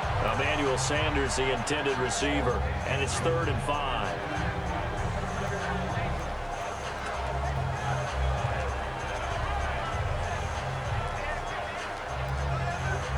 And the offense looks to pick up the first here on 3rd after that incompletion.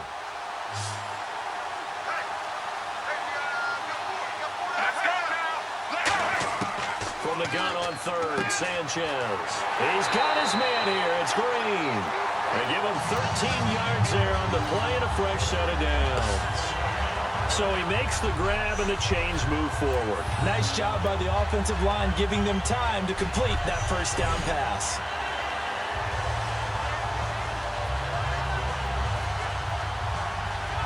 Fresh set of downs here.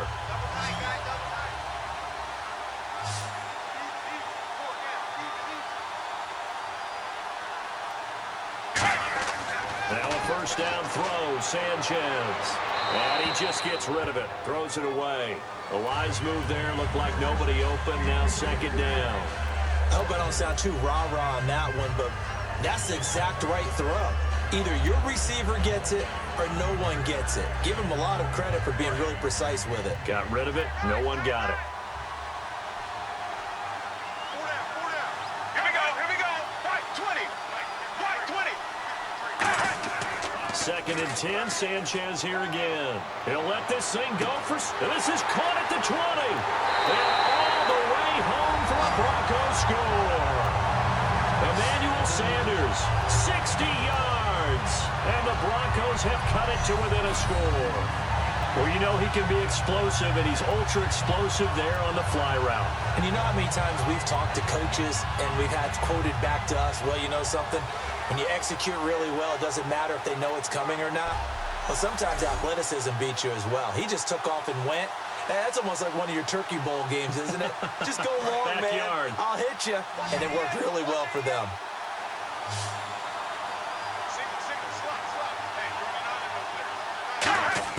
Sanchez going to try and throw. And he'll get in for the 2 points. And that'll cut the deficit down to just a field goal.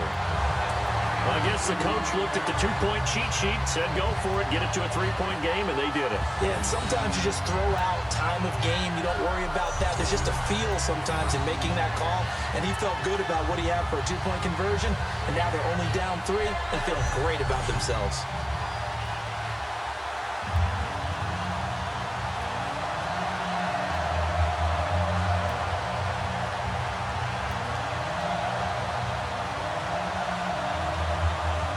After the touchdown, here's McManus now to kick it away.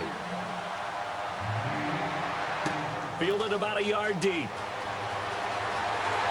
And he'll get across the 20 before he's brought down at about the 23-yard line. Now the Saints, they trot their offense out here. And that last drive, a long drive, but not just that. They had a great air attack going. Do they stick with that? I would think that they would, because if they were confident enough to do it on the last drive, starting backed up in their own territory, why would you change anything? They've got to be confident about what they're presenting and continue to do so. Yeah, because the secondary, they really look clueless. And that was amazing because that drive went and went, no adjustments, and no big plays by the defense to knock the ball away. Breeze now on first down. Thomas has got it, complete. And he's going to get this one across the 30-yard line. Give him 10 yards on that one, and that'll earn him a fresh set of downs. Well, he obviously red man coverage their partner, and he got downfield, broke down the defender, made him What do you mean by that? Yeah, he made him think he was going to run a different route. Probably thought he was going to take it upfield. Then he curls back inside for the completion.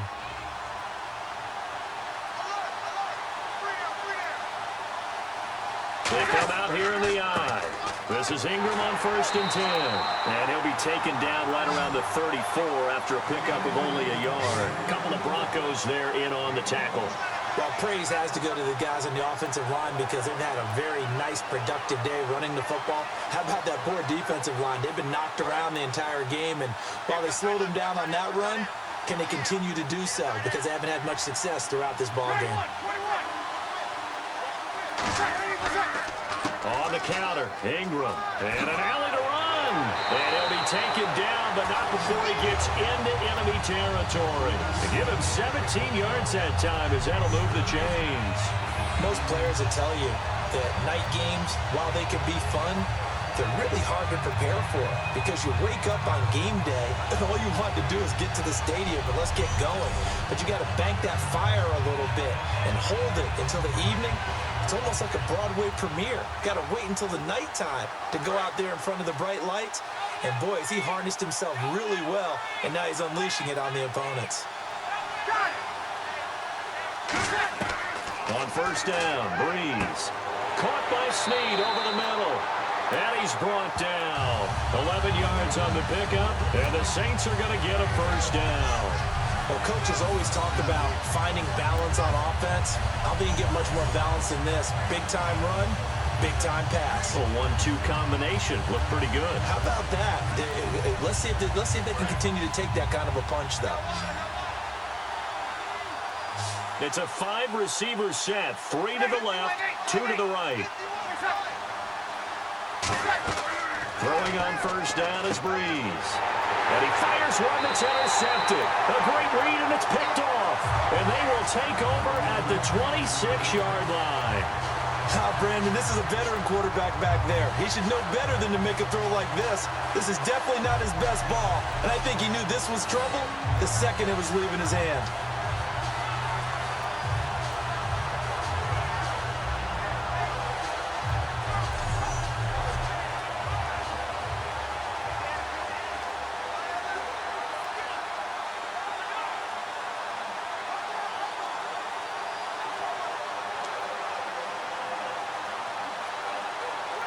A lone second remains now in this third quarter.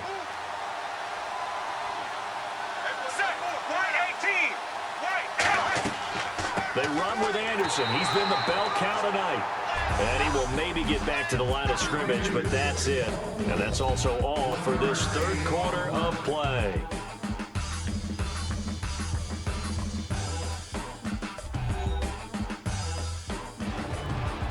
Now here on EA Sports.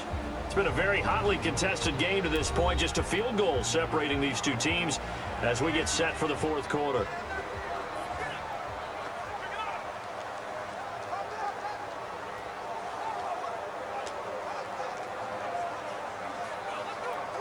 See if they stay on the ground for second down.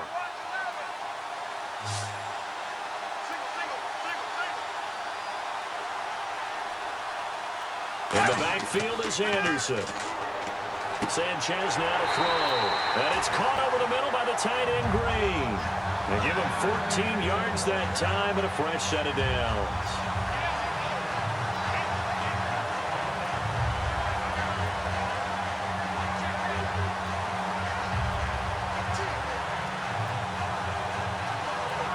Offense comes to the line now, 1st and 10.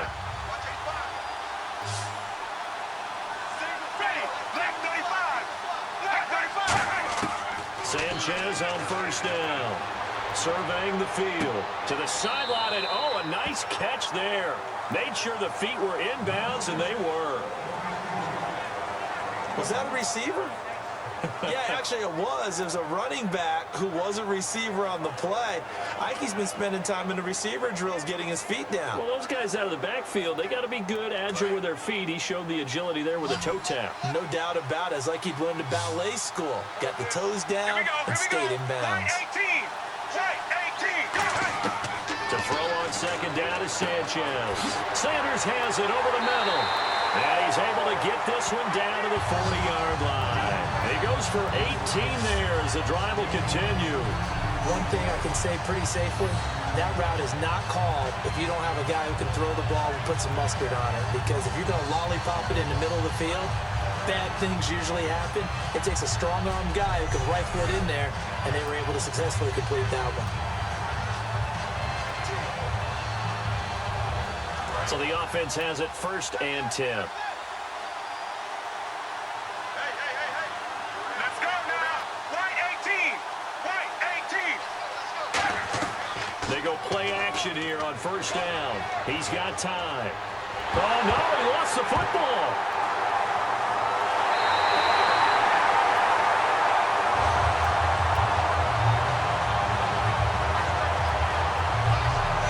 Plays like this when the ball comes free, it's often unusual for the team that lost it to get it back because this is the quarterback. The ball gets away from him.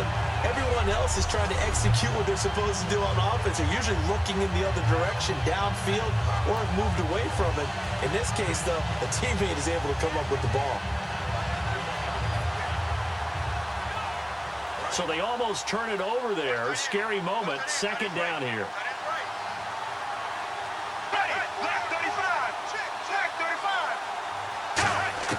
There's Sanchez now on 2nd down. And he gets it complete to Latimer. 8 yards on the completion, but now they face 3rd down.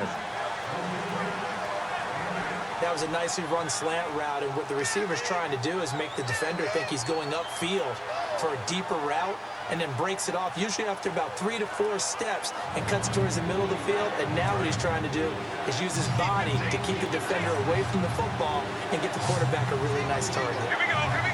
Right 20. Play fake to Hillman. Sanchez. He's got time in the pocket, and he will find his man on the end route. Complete. A very solid gain of 27. One of the feature points of the in route is being able to make a nice throw to the middle part of the field. And for a quarterback, that's one of the better throws and better looks that he'll get. But he has to be careful not to wait too long and let his receiver wander into some tough territory. If he's late with the ball, he can get his receiver hit and hit hard.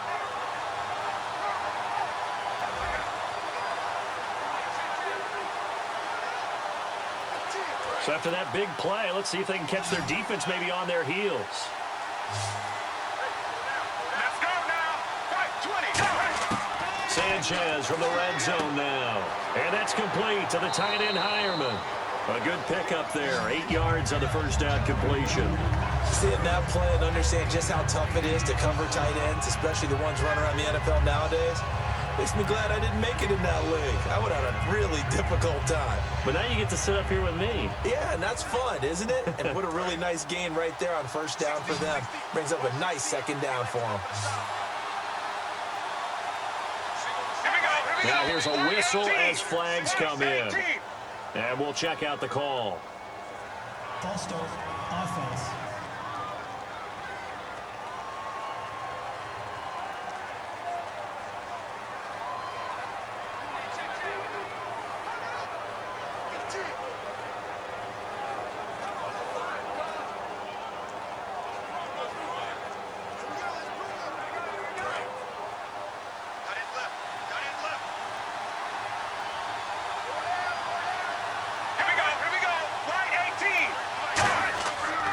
Following the penalty, Anderson. And he'll take it into the end zone for a Denver score. C.J. Anderson, a 9-yard touchdown run. And the Broncos have taken the lead here in the 4th quarter. And how about that, giving us our 5th lead change of the game? It's been back and forth. No doubt about it, and right now, They're ahead, but they can't relax at all because if we've had 5 lead changes, I'm kind of betting on a 6th. Yeah, we might see a 6th. McManus now for the extra point. And that will make this a 4-point game.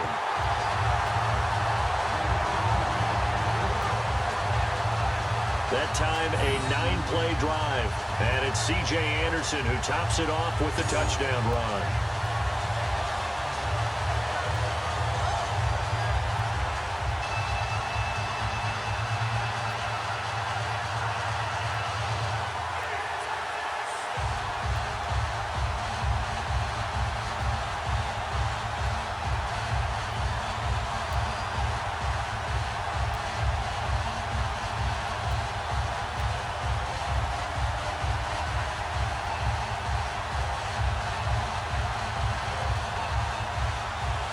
After the touchdown, here's McManus now to kick it away.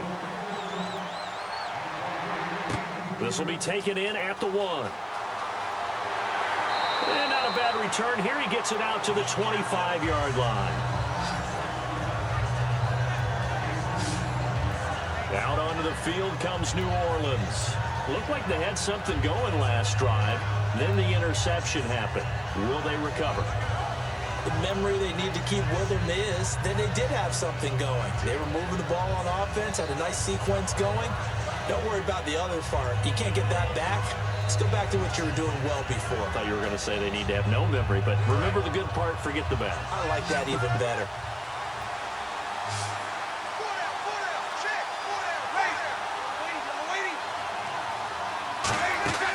Trying to shake off the interception from the last drive. He'll look to throw. All kinds of time. Caught right side, it's Snead. And he takes this one just shy of midfield all the way to the 49. Holding, offense. So oftentimes you see defensive holding. Here it's offensive holding for the flag.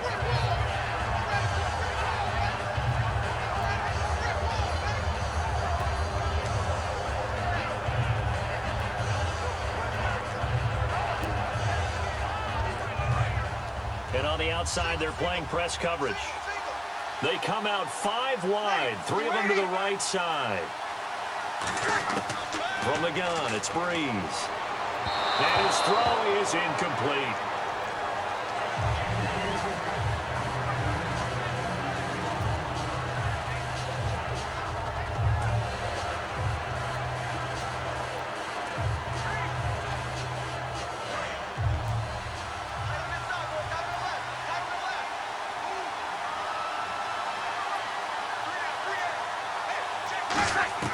On second down, here's Breeze. Underneath to Spiller. And they're able to bring him down at the 20. It'll be a gain of 6, and it's going to be 3rd down and a ways to go here. 3rd and 14. And just in general, Charles, on a play like that, how tough is it for the defense to account for a running back essentially being a receiver downfield? It's very difficult, especially if the running back has skills like a receiver, and you're aware of that before the game even begins. So throughout your practice sessions, you're going to want to be aware of him. Where is he lining up? What can he do? What kind of damage can he do to us downfield? And who can match up with him without weakening our overall defense? You're exactly right. It's a tough task to match up to him. Partner, how many times have you heard it? Pressure creates diamonds, right? But it also bursts pipes. And on that one, that's what they got. They got after him, and he was fortunate just to get rid of it. Yeah, he just had to chuck it away. Here's Thomas Morstead now, standing right on his own 5-yard line.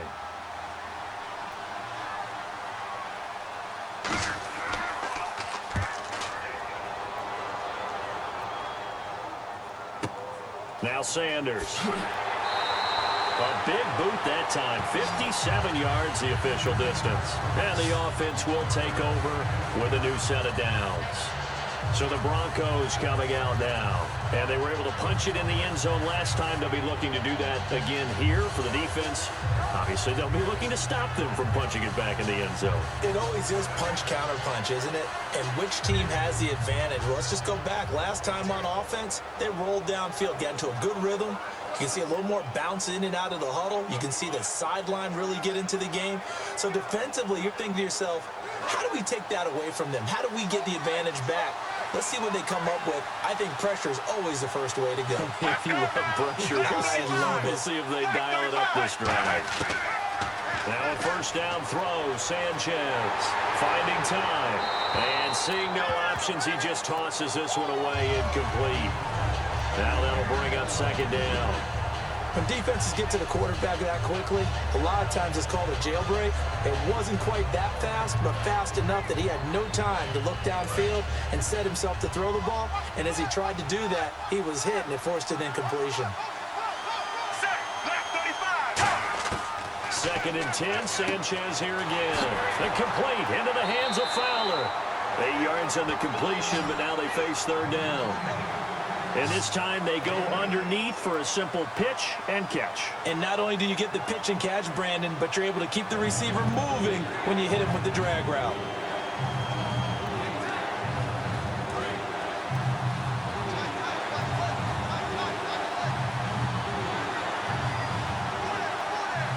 Looks like a nickel set here defensively on 3rd and 2. Yeah, maybe expecting a throw. And he's got the first before he's brought down at the 39-yard line. On 3rd down, that's a good job of situational football and understanding where the first down marker was and getting there.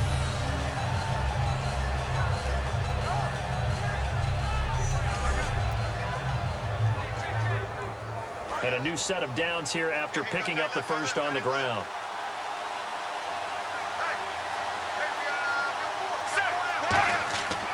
Anderson. And he'll be brought down just shy of the 45. 5 yards is the tally on first down. That brings up 2nd and 5. The fourth quarter here, they've got the lead. They want to keep it on the ground. That's what they're doing. Smart football. Keep the clock grinding. Keep it going.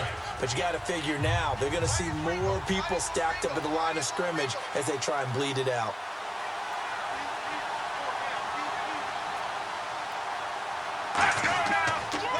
Handoff comes to Anderson. And the big boys up front, they're going to stop him right at the line. Call it a gain of a yard, and it's going to bring up 3rd and 5. The best defensive linemen, they play with great leverage so they can get low and not get bowled over by offensive linemen. They have excellent hands. They can throw people off on a play. We just saw a great example of a really good run stop by a guy playing the defensive tackle position. From the gun on 3rd, Sanchez. Got a man. He finds Sanders. It goes as a gain of 9, and it moves the chains. And that pickup of a first down, that's going to leave a mark because they really needed to stop them there, didn't they? So frustrating. Defensively, you're a play away from getting that football back here down late. Tough. Now they've got to find a way to create a turnover or takeaway. Otherwise, this one will probably get away from them.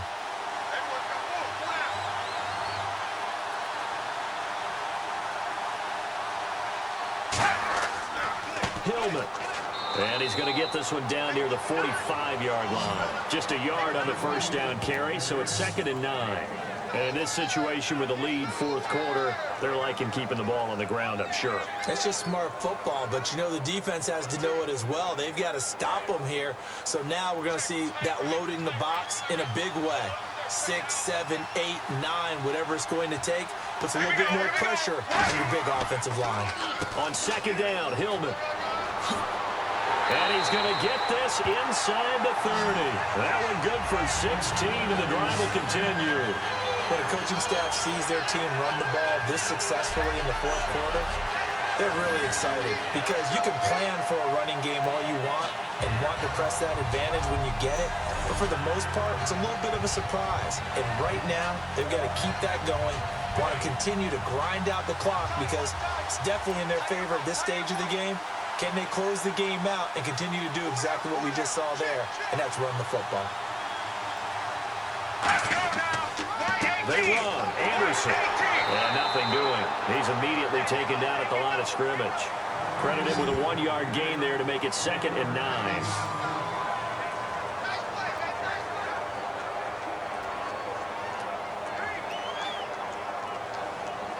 So what will they do? On the ground, through the air? Let's see. 2nd and 9.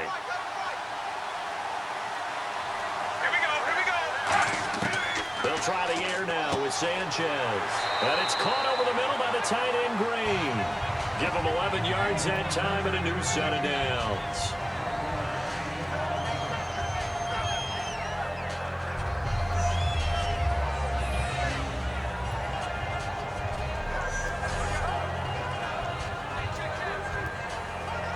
And the seemingly endless drive continues.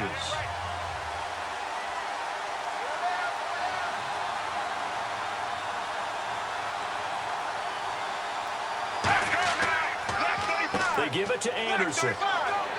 And able to push his way forward here for a good little gain. It's a 6-yard pickup, and it gets him to 2nd and 4. Some runs are blocked so well, you almost forget that someone has to carry the ball to gain the yardage. The leverage by the offensive line to create space up front, really well done.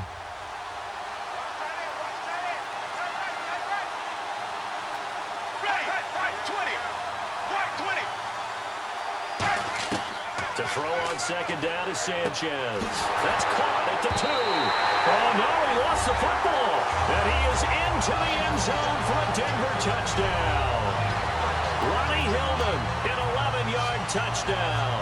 And the Broncos will extend their lead. Getting your back involved, what's the importance there in the passing game? Well, oftentimes you can create mismatches because who's going to cover him?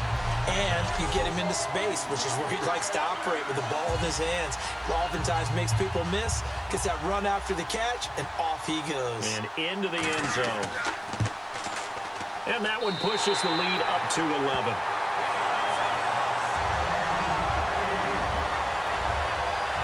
That one in the books as a 12-play drive. And it's culminated by a 2-yard touchdown run.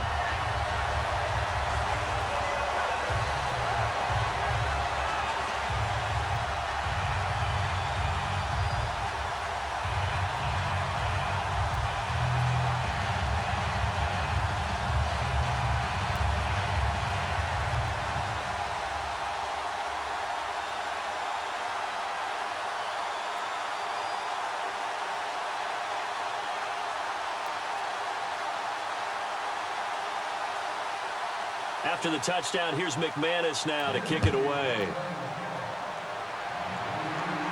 Now it's Murphy. And he's up past the 20 to the 22-yard line.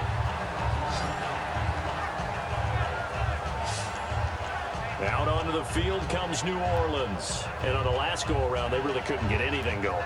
They had to punt from deep inside their own territory, which means you're going to lose the field position battle as a general rule. What they're looking for now is a little more consistency, move the ball at least a few times on offense, get a couple of first downs, and hopefully flip the field. Yeah, just something to build off of. That's what they're looking for here. Looking to jam the receivers at the line here. Press coverage look defensively.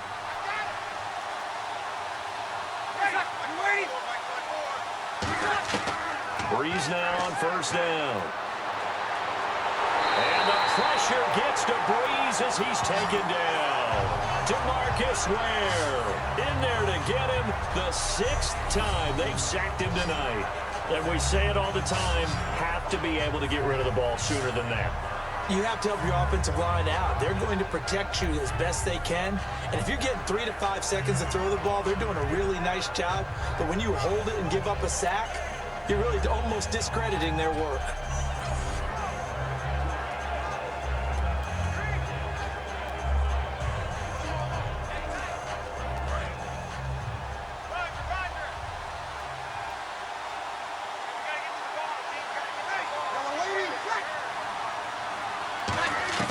Now Breeze throwing on 2nd down. And he's got it over the middle. Fleener. The reception good for 7. It's 3rd down. They gave up the completion there, but this is what zone defenses count on. Catching the ball and not much run after the catch.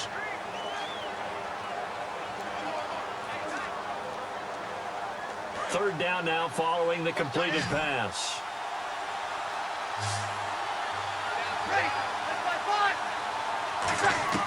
Now Breeze on 3rd down. Surveying the field. Great protection. And he'll just toss it away.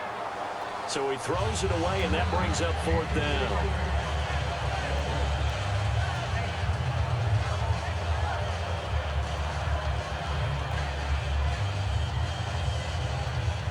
If they're going to have a shot in this Super Bowl, they're going to need this one on 4th down.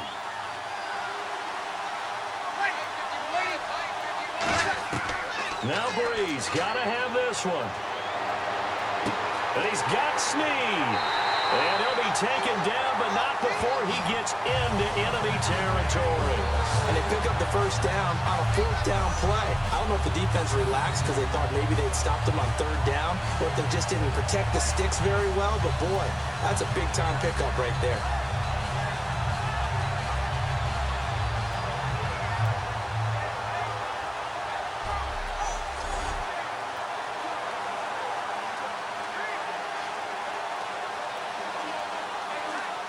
So here we go, 1st and 10 now.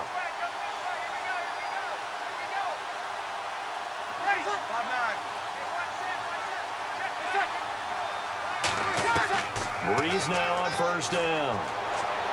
And he'll toss this one incomplete. Seeing no options, he throws it away. They got pressure there and only rushing 3. And there's a defensive coordinator right now who is celebrating not just getting home with 3 there, but realizing if that's the type of pressure he can get in the entire game, then his pass defense is going to be excellent. You're dropping 8. Where are you going to go with the football?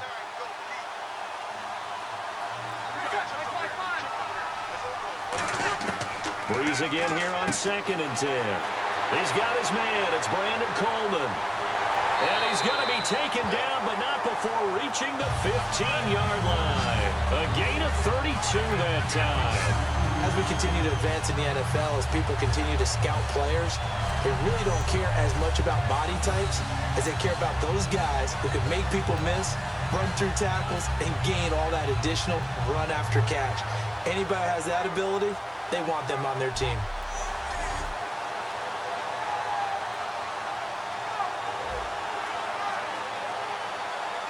So after that big gain, let's see what else the offense has up its sleeve. 2 minutes to go in Super Bowl 51 from Houston. We're back to crown a champion after this.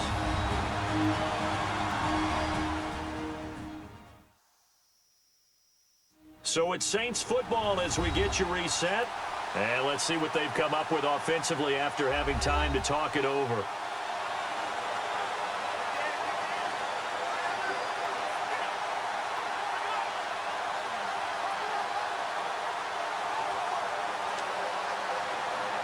First down and 10 now for the offensive group.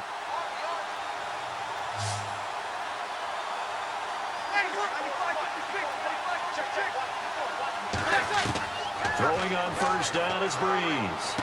Caught right side, it's Snead. It's a loss of 5 there, bringing up 2nd. When you lose that kind of yardage on a pass play, you often expect it to be a sack. But that wasn't the case there. They completed the pass. Probably would have been better off just dropping the football and making an incompletion as opposed to catching it and losing that kind of yardage. Again, we'll see the pistol here. Again, it's Breeze. Caught by Snead over the middle. And here he'll get it down to the 7. It's a pickup of 12, and that'll set up a 3rd down. And on 3rd down, a nickel formation here defensively. Now Breeze. And probably the wise decision there. No one open. He just throws it away. And that keeps the field goal on the table as it's 4th down.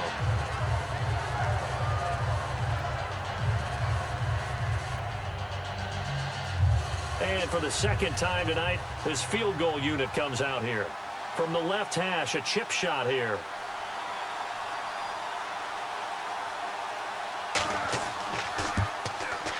And Forbath will put this one through, and that'll make this an 8-point game.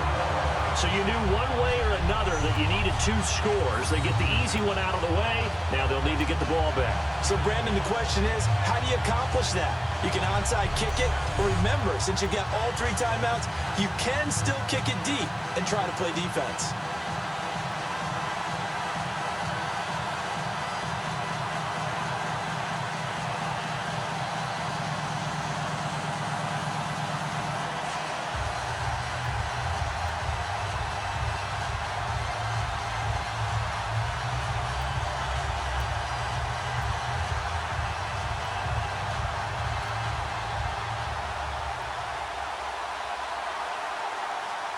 Morstead, the punter, out to kick it off.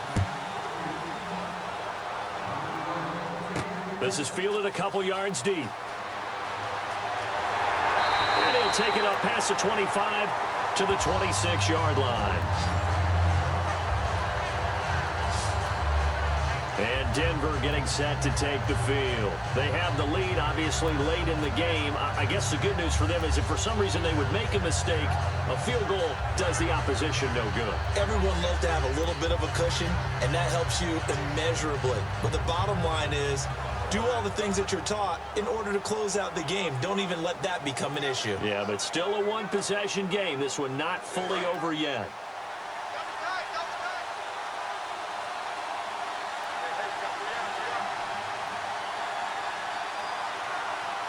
They come out with one back and three tight ends.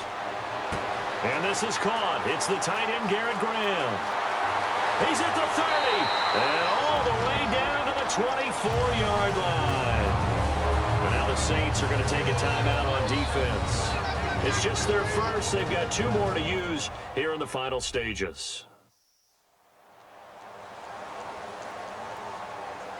All right, so the timeout over and all 11 men back out onto the field for the defense.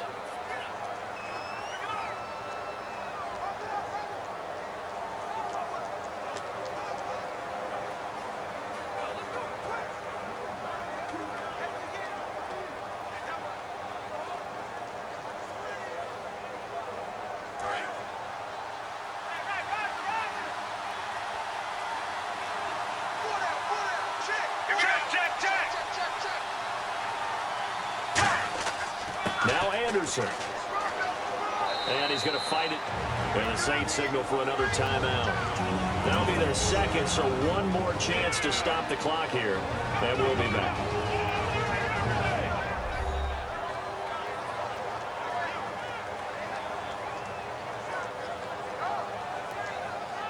So the defense had a chance to catch their breath, and now they're back out and ready.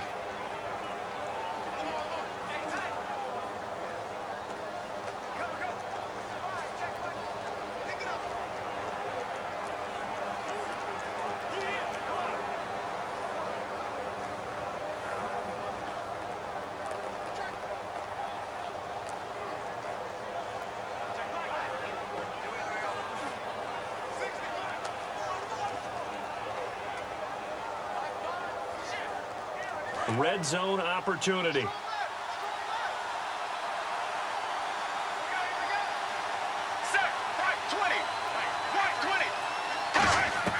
Sanchez looking to throw. Over the middle this time to Fowler. Now hang on here. Timeout called by the defense. That'll be their third and final stoppage here as we step aside.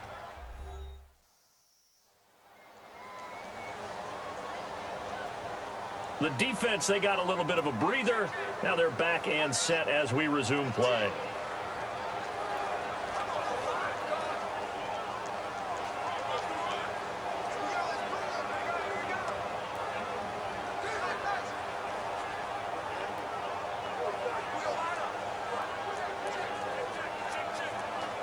In the red zone this time.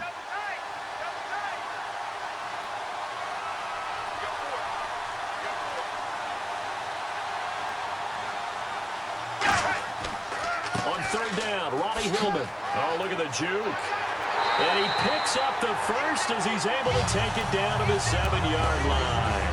Whenever we meet with coaches and they always talk about wanting to establish running the football, it's oftentimes with a good tight end who can control the line of scrimmage and the point of attack, and they're becoming harder to find because the colleges are giving us a whole lot of receiving tight ends, former wide receivers who can run, not necessarily block very well. In this case, though, we saw two tight ends on the field, both of them with the ability to block, and he ran the ball successfully behind that power set.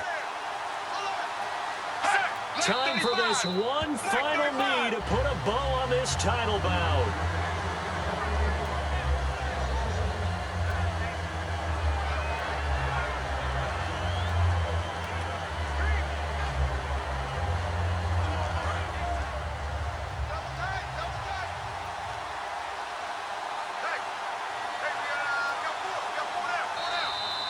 And the Lombardi Trophy goes west, and it goes to the Denver Broncos, your Super Bowl champs.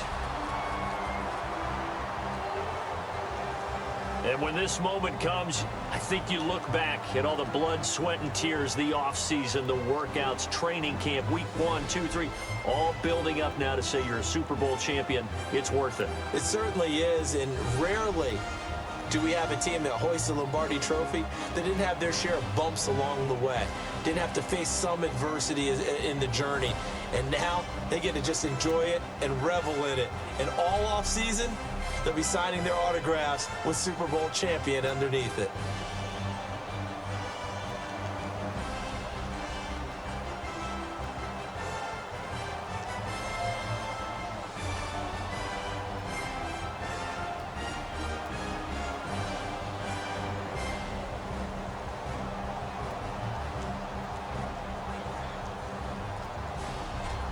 And they end this year just how everybody wants to end the year, holding the Lombardi Trophy. What a season for them. What a ride it's been for us as well here in the booth. For Charles Davis and our entire crew, I'm Brandon Gaudin. Thanks for watching, everybody. We will see you next season right here on EA Sports.